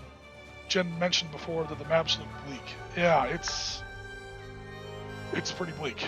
The only thing these maps are missing are the fields of corpses. And now they're not even being shot or blown up. They're just dying of frostbite, diphtheria, malaria, starvation, gangrene. They're dying of everything at this point. It becomes straight out apocalyptic, for the Germans here in Stalingrad at that point. So needless to say, they start screaming for help. And the Germans, believe it or not, do try to help. They say, can Paulus asks the OKH, and they ask Hitler, do we have permission to break out of Stalingrad and fight our way home? Break out of this encirclement? Hitler says, no, stay where you are. I'm going to send you some help. Rather than you come to us, we'll come to you. And believe it or not, the Germans actually do mount a half-successful attack at this. This is Operation Winter Storm. They put it under their absolute best general. This is Field Marshal Erich von Manstein. This man is the man. If you need any evidence, I'm just going to say this. Manstein's the guy that invented the Stug. I'm done talking now. If you needed any evidence that Manstein is one of the greatest, military leaders Germany's ever produced, he invented the Stug. I'm being kind of facetious with that. People who know the list of battle plans and victorious campaigns that this guy launched would take an entire stream. So I won't get into it. He doesn't quite win this one, though, because the odds are just too badly stacked against him. He's promised like 4 panzer divisions and 2 motorized divisions and God knows how many infantry divisions plus air support. He doesn't get anything close to that. He gets like 2 half-ass, shot up, half-starving, badly supplied, understrength excuses for panzer divisions and some infantry, and he's like, we'll do the best you can. Again, Manstein is Manstein. He gets about halfway. He gets about halfway there through all the Soviet lines, and he gets halfway to Stalingrad. In fact, the big what-if tragedy is if Paulus had permission, or if Paulus had just disobeyed orders from Hitler and broken out, he could have met him halfway. Some of the Germans, maybe even most of the Germans, could have escaped Stalingrad. But Paulus was kind of a pussy. Excuse my French there. He wasn't. He didn't have the strength of character to stand up to Hitler, so he didn't, and he followed orders.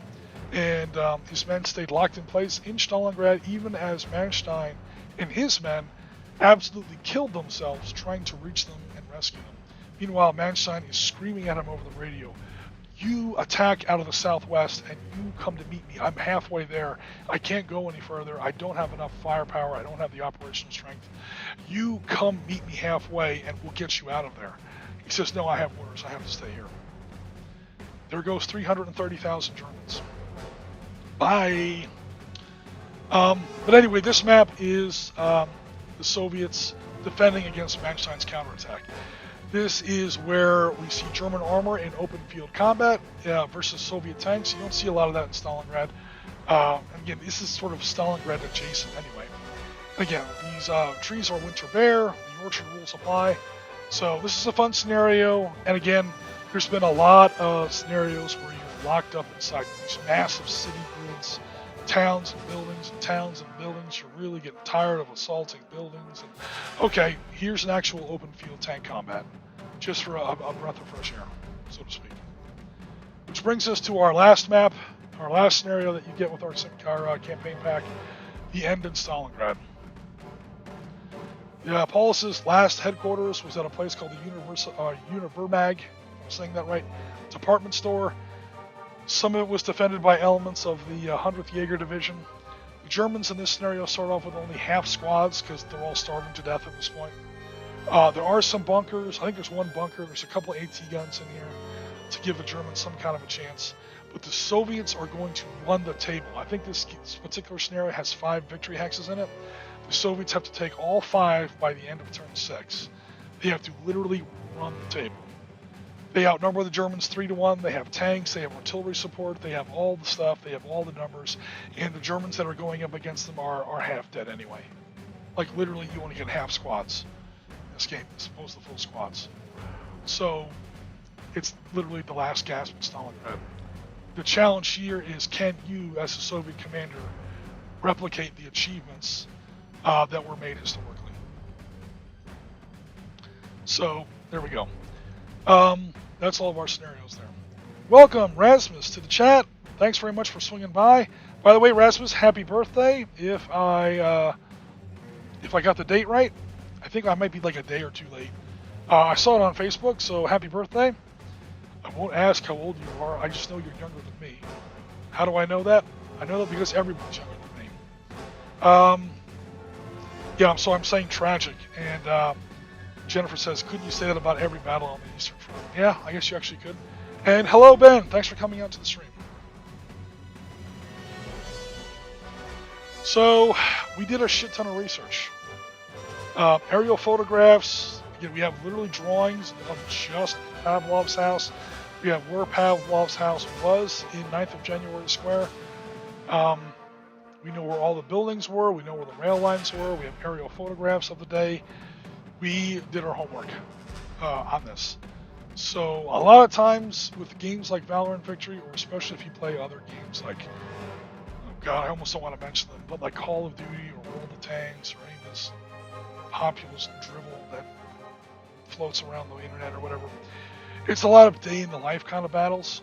There's a German-occupied farmhouse. Your job is to assault the farmhouse. Good luck, Lieutenant. Yeah, that's fine, I guess, if you get into that. These battles that you get to play if you download the Valor Victory DLC are not that. They are not, random German company on patrol runs across random Soviet company somewhere in the ruins of Stalingrad, October 1942. No, I want to know when in October. I want to know what district of the city I'm fighting in, what division, regiment, battalion I'm fighting, and what division, regiment, and battalion I'm in. I want to know what the objectives were. I want to know what forces were there, what special weapons, what special orders they had, and I want to refight that battle on a map that at least approximates, as best as the hex grid will allow, the actual layout of that battlefield. So that's what we did. Here's our map of Kamayan Kurgan, where we can see all those cuts and draws I was talking about. Here's the map of Pavlov's house. Here's the map of the 9th of January Square. Here is, which one is this? one of the factories. Oh, there's the no, that's not right. Those are the oil tanks. Oh man, which one is this? You know, I can't actually remember right now, off the top of my head. I'll have to come back to. Oh, there's Ludnikov's Island. Okay, that's what it was, Ludnikov's Island. So there's Ludnikov's HQ. We have the Red House, which was the Commissar's house, and so on. Aerial photographs. Yeah, so again, we did our homework, and we made sure that we've delivered to that video game the best historical product we can. Didn't we work out that we were the same age, says John? I don't know if that's possible. I may just be misremembering that. So we built up all of our scenarios, and I submitted them to Lance at Yobowargames in the more traditional way that people tend to make their scenarios and, say, publish them on Board Game Geek or other websites where Valor Victory is available, where this is like the PDF version. Okay, for people who play, Valor Victory is still the old-fashioned way, where you download the map, you print out the map, you download the counters, you print out the counters, and then you print out the rules and you have a fun game. We kind of did that here as well, because I wasn't sure how he wanted to present it in his game. And we'll go into the actual game, the video game, in just a second. But again, I also want to stress that this is just a quick sample here. Obviously, it's not even full res because it's super shrunk down. These scenarios are not, have not, and I can almost promise you will not be published on our Discord or on Board Game Geek, at least not for the foreseeable future. Because again, these were made specifically to support Yobowargames and their release via Slitherine and Matrix, the Valor Victory DLC release, and I'm pretty sure these are their intellectual property now. I know I was paid. Money did change hands, so I would not want to give these away on my own. That might actually not be cool. I know it wouldn't be polite, so never mind the legality of it. I'm not going to do it because war gamers should not screw each other over like that. If you want to play these scenarios, and I definitely hope you do, go to the game and play it there. Speaking of which, here we go. So this is the actual Valor Victory. Oops, let me get this so a better feel there. So hopefully that looks okay. All right, so this is the actual game. Where I get it from is I go to I go to Slitherine or Slitherine, however you pronounce it, and I do their search function and I put in Valor Victory. You're going to see Valor Victory in there, and you're going to see the Stalingrad DLC, which is all the Eastern Front stuff. Again, I didn't design the game, and I don't own the game. The game itself, designed by Barry Doyle. The video game production and release, handled by, again, Yobowargames, especially my friend Lance, and the rest of his team. Jen says, aerial photographs. Let's be glad nobody lost them. Okay. Carol O'Connor. Where are those aerial photographs? I'm sorry, sir. I can't seem to locate them. You can't what? I can't locate them, sir. Hey, did you lose my aerial photographs? The funniest guy in Kelly's Heroes. No, it is not Oddball. I'm so sorry. So anyway, you again, you have to have the basic game in order to play the Stalingrad DLC. So the basic game does have the original 2021 release. So it comes with two sectors: the Americans in Normandy and the British in Normandy. Oops. Although they have some American art there. First Division Big Red 1 in the British sector. I'm not sure what that's about. But here are some British troops, and it looks like a Churchill tank in the background. So it's all cool. I haven't tried too many of these scenarios, to be honest. But I have played, of course, some of the ones I designed. Okay, so cool. You click next, And it's got all the scenarios that we just went through. We won't go through them again. You guys have been tortured enough by my blathering. But these are going to look real familiar. The only thing that's weird is for some reason they put Budnikov's Island up here. It should be down here. But other than that, they're all in the same order. They also came out with their own version of Pavlov's house with some slight changes. So that's cool. I'm going to roll a d12 just to pick one here. I came up with a 12. Okay, so end at Stalingrad. You know what? No, let's do Winter Storm. End at Stalingrad is just depressing. You're literally beating up on dying men. So you get an Axis Order of Battle. You got some Mark IVs. Look at that. Mark 4Ds. That's totally not what I put in there, but that's okay. Those are supposed to be Mark IV F2s. But that's cool. Some Mark III Js, anti-tank grenades, mortars. So we got some Germans. And 4 batteries of artillery support off the table. The Allies, meanwhile, have tanks and no anti-tank guns. That's why they did the change. They reduced these to Ds instead of F2s. Okay. So they may have made some small changes. Who knows why, for game balance. Because I play tested the crap out of these games the old-fashioned way, and then I had to give it over to them. They put it into the computer system, and then they had the AI run the game, and of course they had to do their own play testing specifically for the computer element. So they may have made some small decisions in there. I'm almost positive those are Mark IV F2s in my design. We can look it up, actually. Oh, these are on the maps. Never mind. Sorry. I do have those 3 Js were supposed to be there. And I think there was also some aircraft in here. Anyway, it doesn't matter. We'll play as the Axis. We'll start a scenario. Alright, guys, so... Ooh, I like the snow effect. And the wind. I don't know if you guys can hear that. Can you hear that winter wind whistling over the steppe? That's awesome. I've never heard that before. That is straight out epic.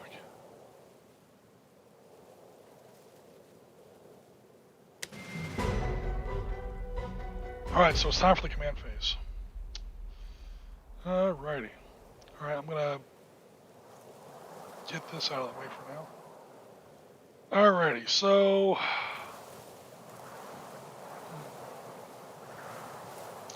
these trees are hindrances, so I'm going to hide behind them as best I can. There are 3 Soviet tanks I got to look out for. Actually, I'm in the command phase.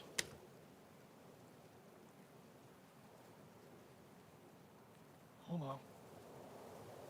Where is my objective hexes? I see the objective hexes. Turn effects on or off, leave them on. No. Load game manual. No, where is my, Okay, there we go. I'm gonna bombard the shit out of these people first.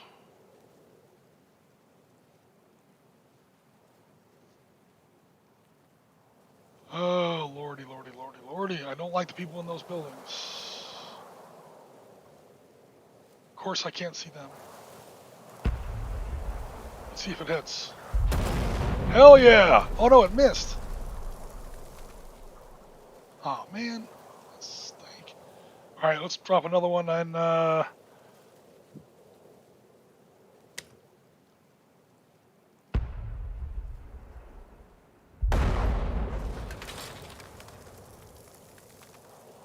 Dude, if I use up all my artillery and I don't actually score any hits, I'm gonna be irate.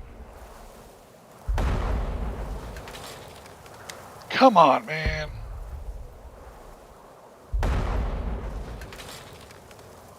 I think I just used up all my artillery and didn't do any damage. Okay, that stinks.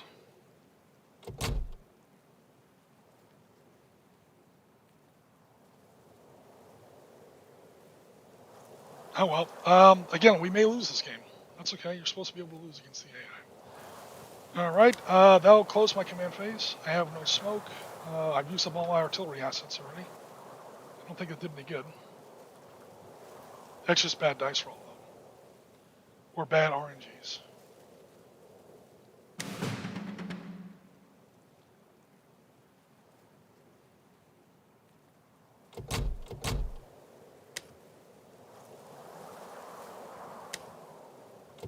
Yes, I'd like to fire now.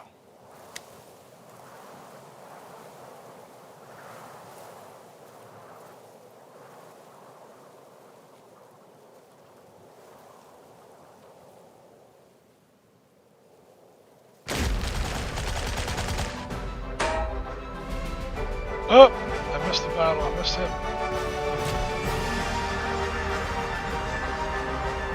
I gotta take out at least one of these tanks. Come on, man.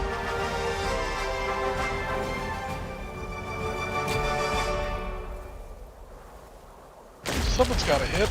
There we go. At least I hit. I ain't gonna do shit against his armor, though. Nope. Bounced off his armor. Oh no, we suck again.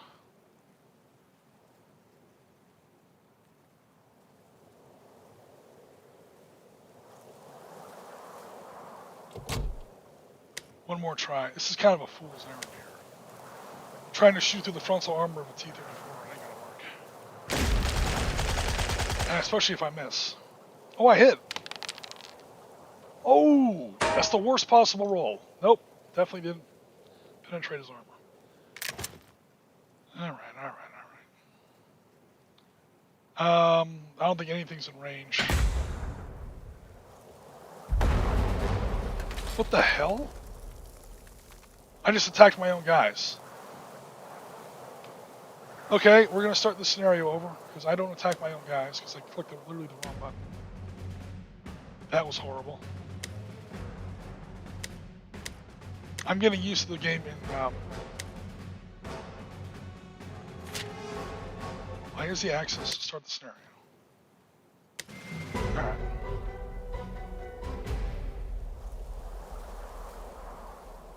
Command phase. This artillery's going to do something this time, damn it.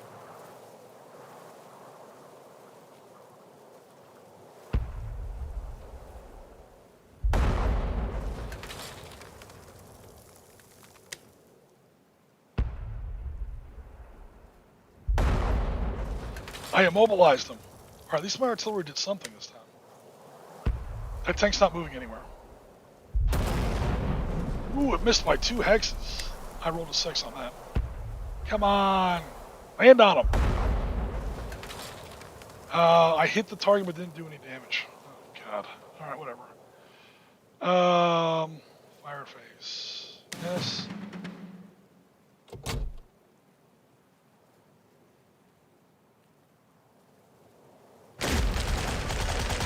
That's definitely a hit. Need another good roll.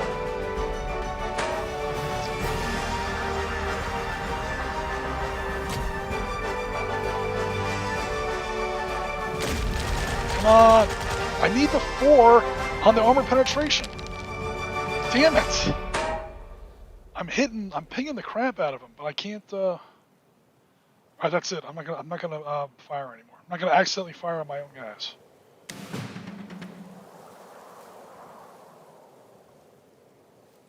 Alright, movement phase. Tanks that fired are not able to move. Tanks that did not fire can now move. They need to be somewhere else. You need to get them where they can start engaging these soft targets with their explosive weapons. So I'm going to kind of take... Oh, opportunity fire. He missed. Nice. No, I wasn't done yet. That's annoying. That's going to piss me off a little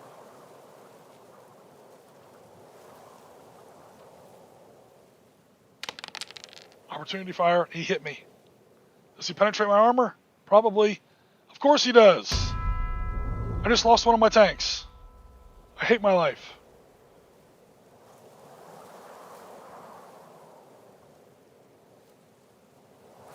Of course he hits me. What is he hitting me? Oh my god, I just lost both my tanks. Who designed this scenario? My gird.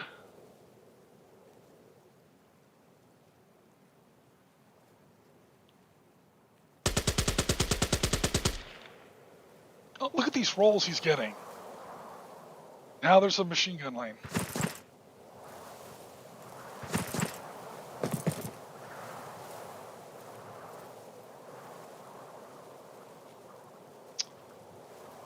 Now, great. Now I'm pinned down in the open. Wonderful.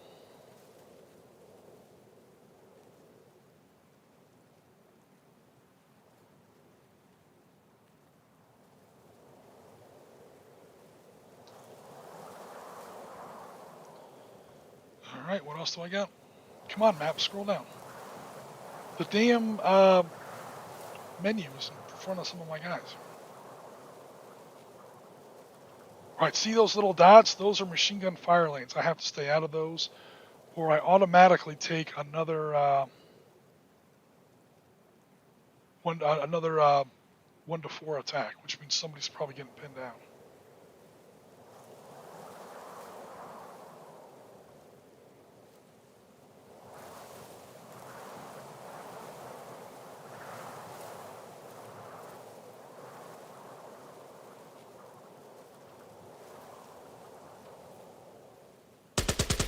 That was dumb. I'm going to pay for that. Oh, I got away with it.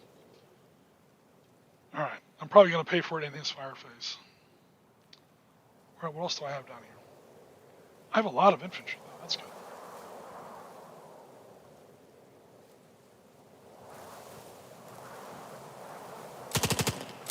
He already fired!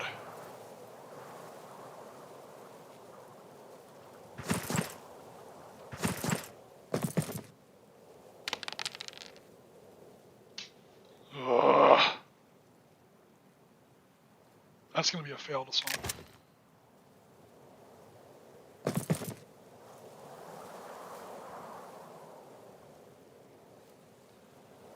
Yeah, I'm probably going to lose this game. Again, I'm not really... I haven't played the scenario in a while. It doesn't really let you set up the way you really want to. But that's okay. And my artillery didn't do very much. And I've already lost both my good tanks. That's alright. End the phase. Hey, if nothing else, you guys are saying that the scenarios were challenging.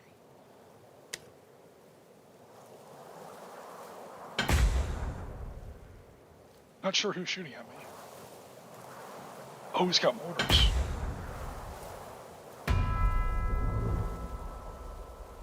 Okay, no worries. Advance and assault. Yes, I am assaulting. This is going to be a bloodbath, but I'm going for it. Come on, give me a good roll. Nope, epic fail. I knew that was coming. Advance and assault into that building.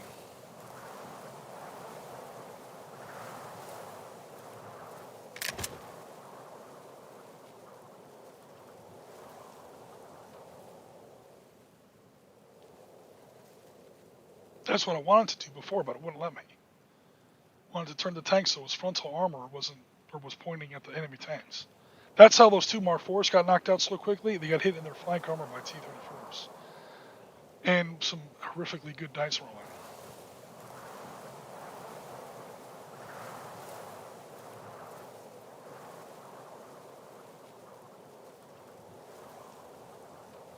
Yep, I'm going to lose here.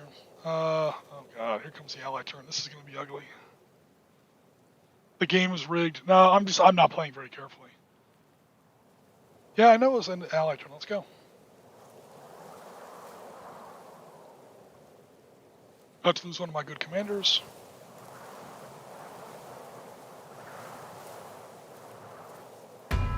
Yep, there he goes. I'm in a +3 building.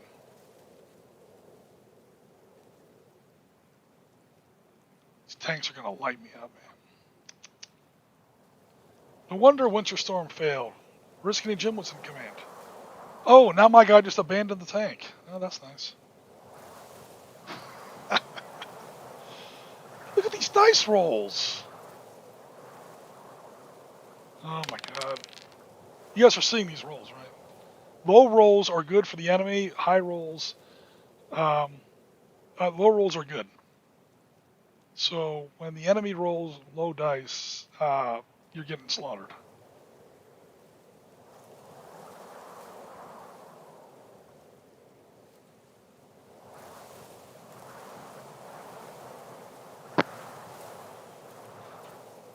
Defensive fire phase. You mean I actually get to do something? Oh, I've lost all 4 of my tanks? Are you absolutely shitting me? I've lost all 4 of my tanks. Oh my god. I hate my life. Okay, I'd like to take defensive fire phase now.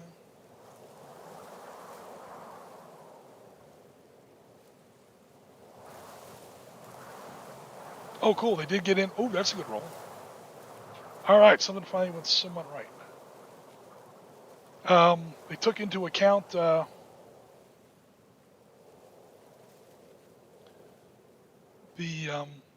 buildings, the variable building benefits I wanted to have.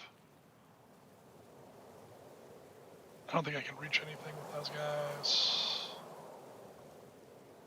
You're not letting me take line of sight on these guys. That makes sense. Yeah, those buildings are in the way.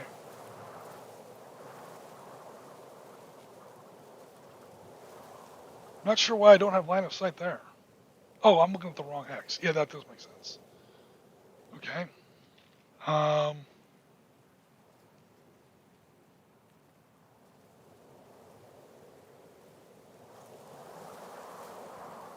Yeah, nobody else can see anything. All right, so I will.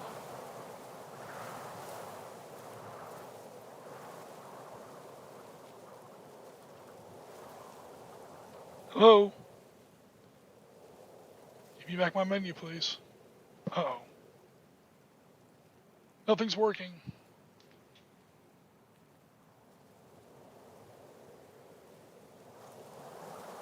Oh, I hope the game isn't frozen. Looks like the game may have frozen on me there. Is that the death knell bell sound effect? Absolutely. The F2 is up armored. Yeah, these are supposed to be F2s. And the game has now frozen on me. It's not letting me select anything. That's okay. I wasn't doing very well. I'm not going to complain about not being able to do well on this. Or not being able to continue this game. Also, the game is very good about auto-saving.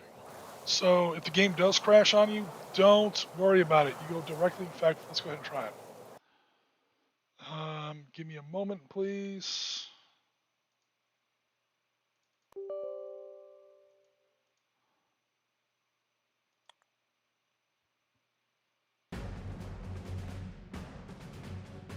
All right, wait for it to reload for a moment.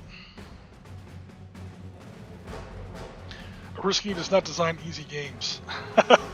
John says this must be the end of Manstein's attack. Yeah.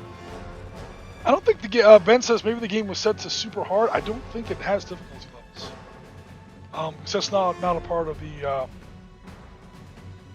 original Valor Victory system. Again, the game's objective was to bring the tabletop game to the computer. So you can play against an AI, you can play against your friends, you can play hot seat or whatever. It's all about the actual game mechanic from the original game. So yeah, it did save something.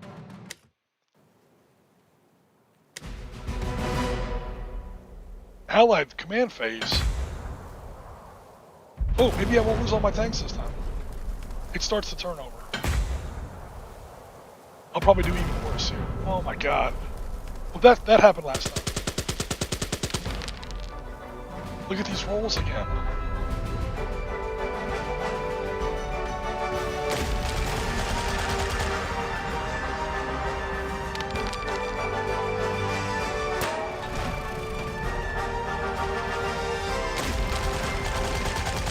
Come on, man. Hey! My tank survived that time.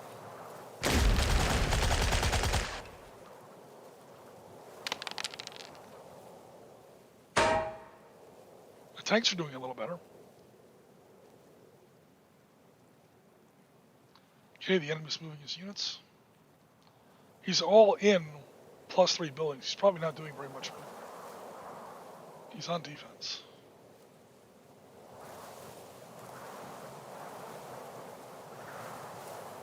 Okay, defensive fire. Let's see if I do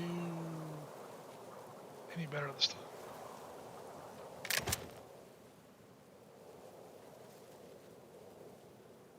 Last time I rolled a 5. Let's see if I get lucky.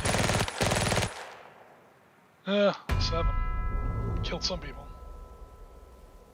I think that we... Oh wait, now I have some tanks left. Might actually be able to do something.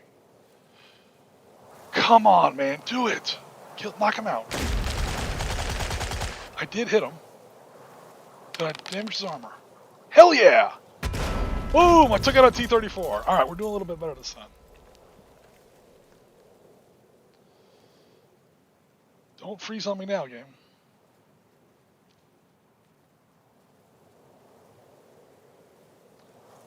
My other tank is immobilized, but he can still shoot.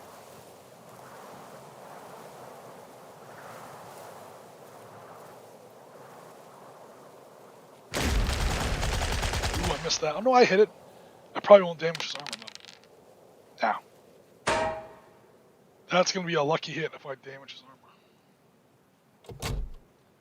But I'm going to get lucky one of these days. I need a 10 to hit. It's no problem hitting him. It's getting through his armor. I need a 5 or less. 6. Just barely missed. Immobilize him. If you tie the armor, right there, that's my gun, that's his armor. Where those two numbers meet, that's the number you have to get on or less to destroy him.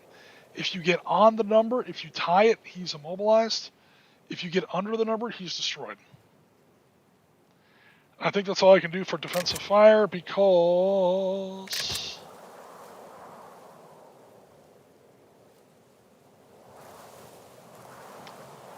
nobody else has line of sight, and he's out of range.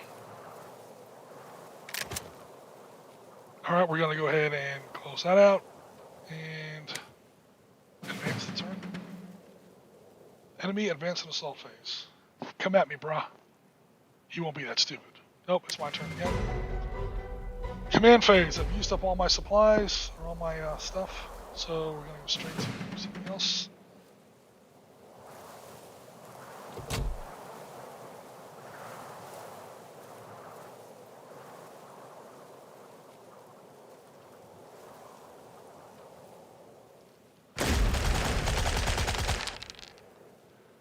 That sucked.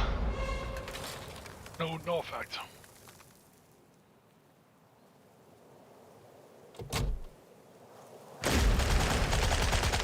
That's an even tougher building. I'm not gonna do any damage against that.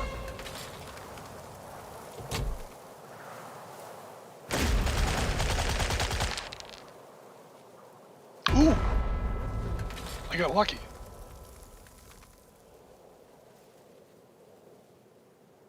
Okay, against my better judgment, I'm going to go ahead and end the fire phase there.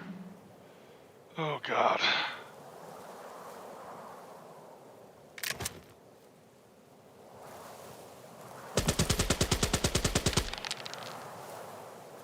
You missed me.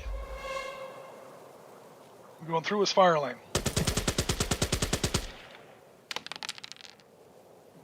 Slight hit. Oh, more fire coming at me. Ooh, that sucked.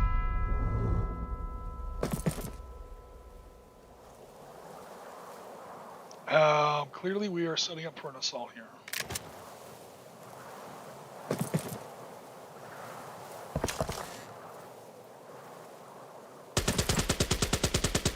That's going to be harsh. He gets a +2 bonus on point blank. Oh, and he rolled really well too. That's going to be bloody. And of course he rolls. Look at these rolls. What's in here now? Almost. Okay, I'm going to send him in some reinforcements. Give me, no. What opportunity fire? How many times is he going to take up? And then he rolls a 3? That's some horse shit. How many times is that guy going to take opportunity fire? Seriously. You guys saw that, right? Holy mackerel. That was weird.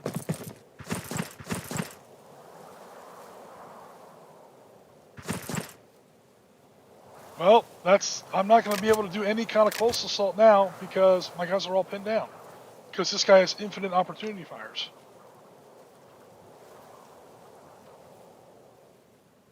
Or unless that was the fire lane. That was the fire lane. And then he just got absurdly lucky with the roll. He rolled a 3. That's what happened. Okay, never mind. That was, that's not that the game isn't broken. That was me forgetting the fire lane rules. Man, it's been a while since I played Valor Victory. Alright, I'm clearly getting the shit kicked out of me in this one.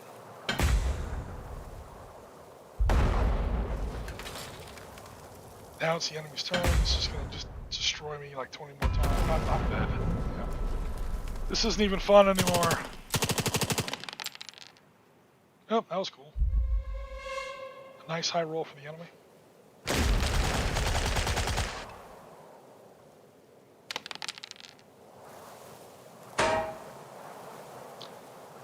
Mobilize another one of my tanks. I'm supposed to have F2s here. I really am. I'm almost... You know what? I'm going to look that up.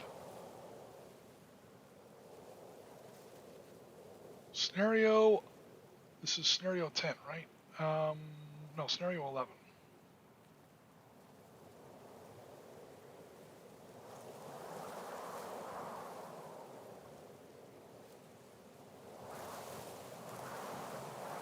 I'm supposed to have F2s here. Mark 4 F2s. Not sure what happened there. They may have thought the Germans were overpowered. And as a result, knocked them down to Mark 4Ds. But I designed it, if it looks like I'm getting the crap kicked out of me in tanks, I'm supposed to have much better Mark 4s. Much better Mark 4s. Better armor, and at least at the front, and a much better 7.5 centimeter anti-tank gun. Okay, at least I know I'm not going crazy. But no worries. That explains some of what's going on here. What advance and assault? Oh, now it's his... Okay, I give up. That wasn't even... Now it's his turn. And I'm going to get bombarded like 15 more times. Okay, you know what? I'm out. The stream has already been a little too long. We've been up now for 2.5 hours. Ugh. Yeah, the games are tough. But then again, that's kind of what it's supposed to be. When you're up against the AI, you're supposed to have...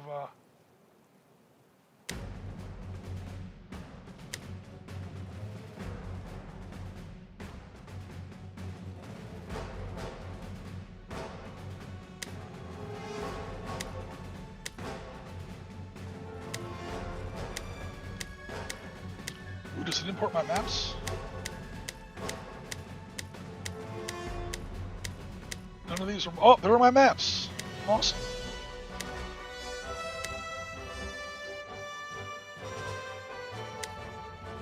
Cool. So you can actually, like, tweak the scenarios if you don't like the way it's going for you.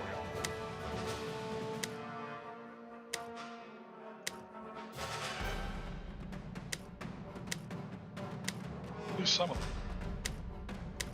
Where is...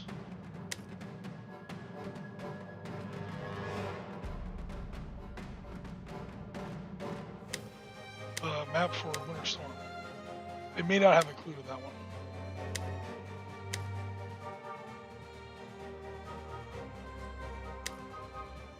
Yeah, there it is.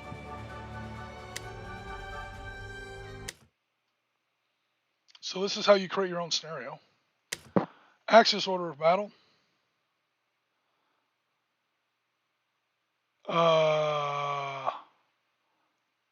It's not giving me any mark. You know what? That's probably what happened. The Mark 4 F2 may not be available.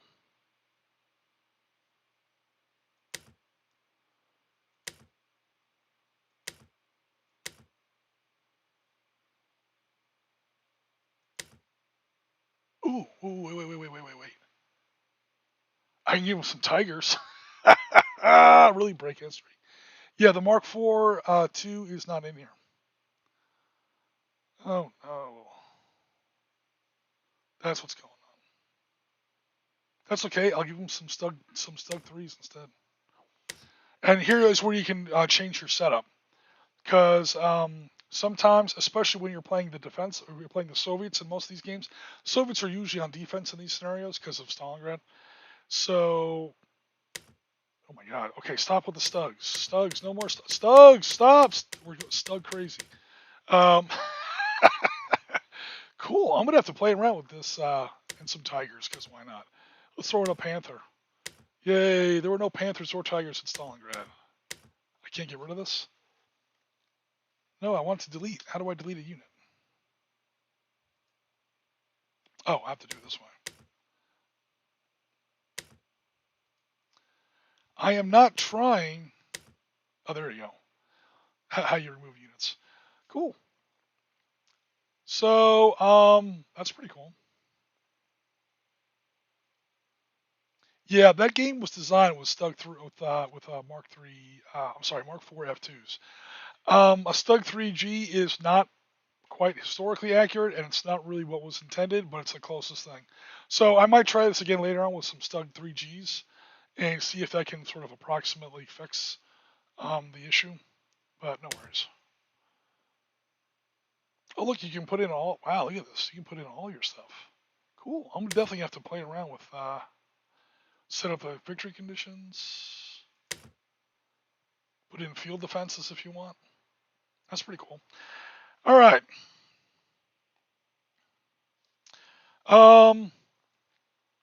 So Rasmus says Stalingrad was not easy at any time. Oh, hell no.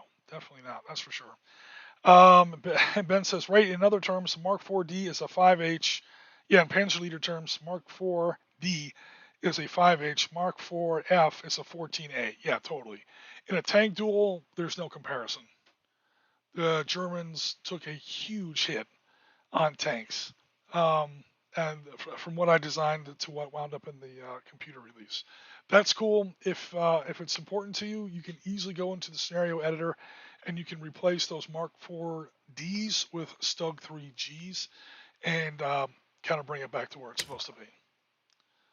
I'm also almost positive the Soviets didn't have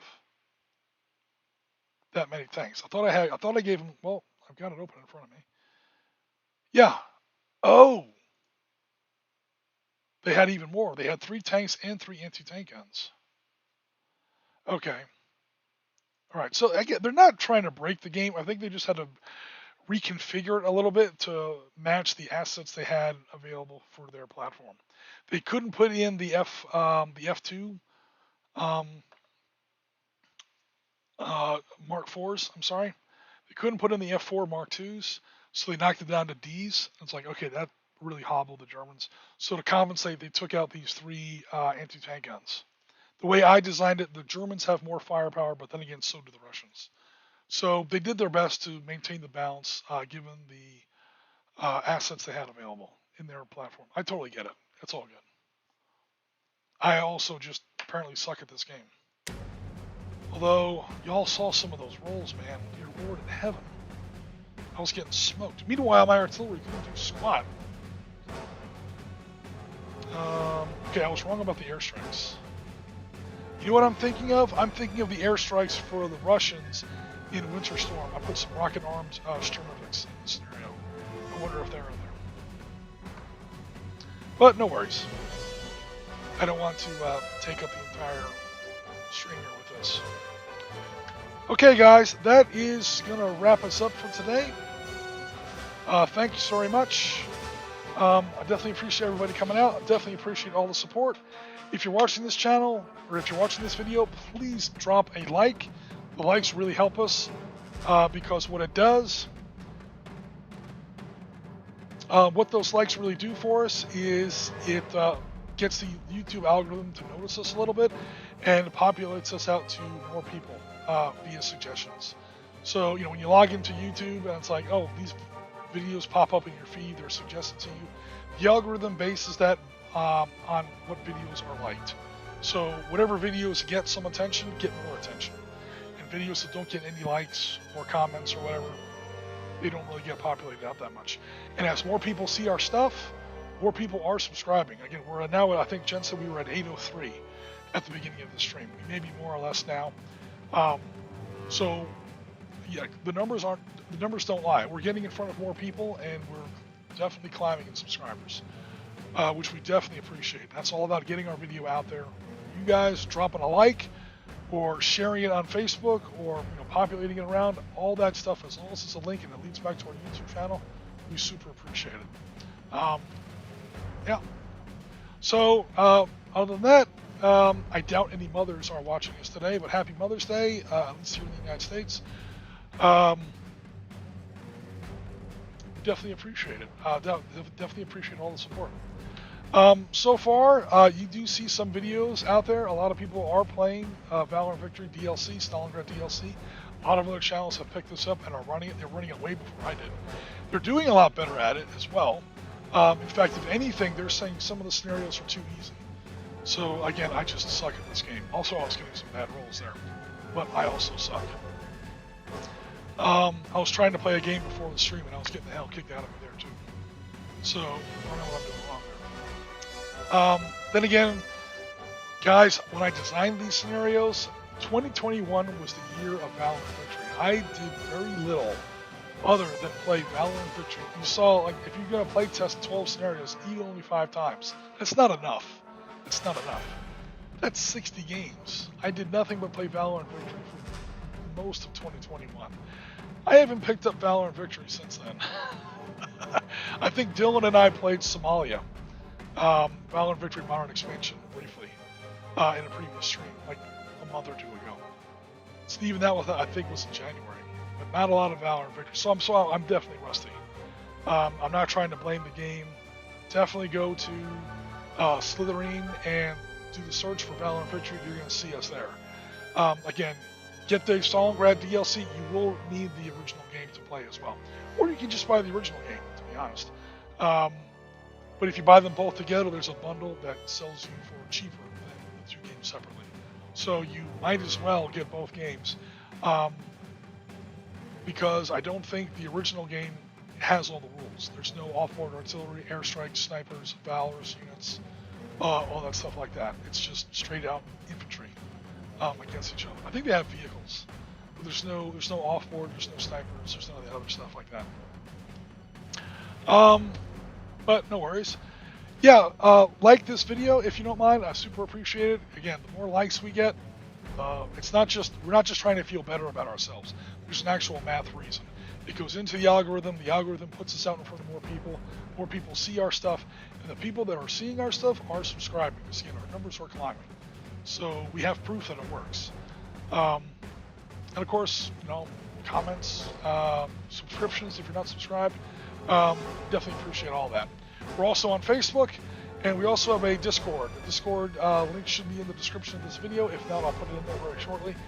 Come out and hang out with us on Discord. We play these games online. We play these games on Skype all the time. So, be part of the show. If these kind of games interest you and you want to game with us, me, Jen, Marty, there's a team of people. And by the way, we are recruiting more people. Like I said, Bill has decided to step away from the Sitrep Podcast a little while ago. I'm now left in command. God help us. And as such, I'm looking around and I'm seeing what has worked and what isn't working. We're stopping what doesn't work. We're pushing what does work. And one thing we're going to need more people. Because right now, the Sitrep Podcast is only 3 people. So be on the lookout for some new faces on the team shortly. Other than that, this is Oriskany Jim. We are rounds complete. Tango Mike for listening. Enjoy your Mother's Day, or make sure you do something nice for your mom today. Make sure that you enjoy the rest of your Sunday. Don't work too hard in the week coming up. We will have a stream coming out on our usual Wednesday stream. It might be on Tuesday. I may have to stream a day early. Wednesday's looking real shaky because some other stuff's going on. On top of everything else, I may have friggin' jury duty. So, don't ask. Wednesday's looking a little shaky. I will have you guys covered. It may be early. Everything being everything going according to plan. I'm out of town starting on Wednesday night, Thursday morning. And so I'll be out of town on Sunday. We're still going to have some content for you on Sunday. It'll be pre-recorded. It just won't be a live stream. But I'm going to have something out for you guys, definitely. In fact, it's already been shot. It's already in the can. We just have to edit it. We're still going to have something out for you guys on Sunday. So no matter what, we're going to keep up with the schedule. Other than that, we're taking off. Rounds complete. Tango Mike for listening. Thanks very much, everybody. Have a good week going forward. We'll be in touch very soon. Take care, everybody.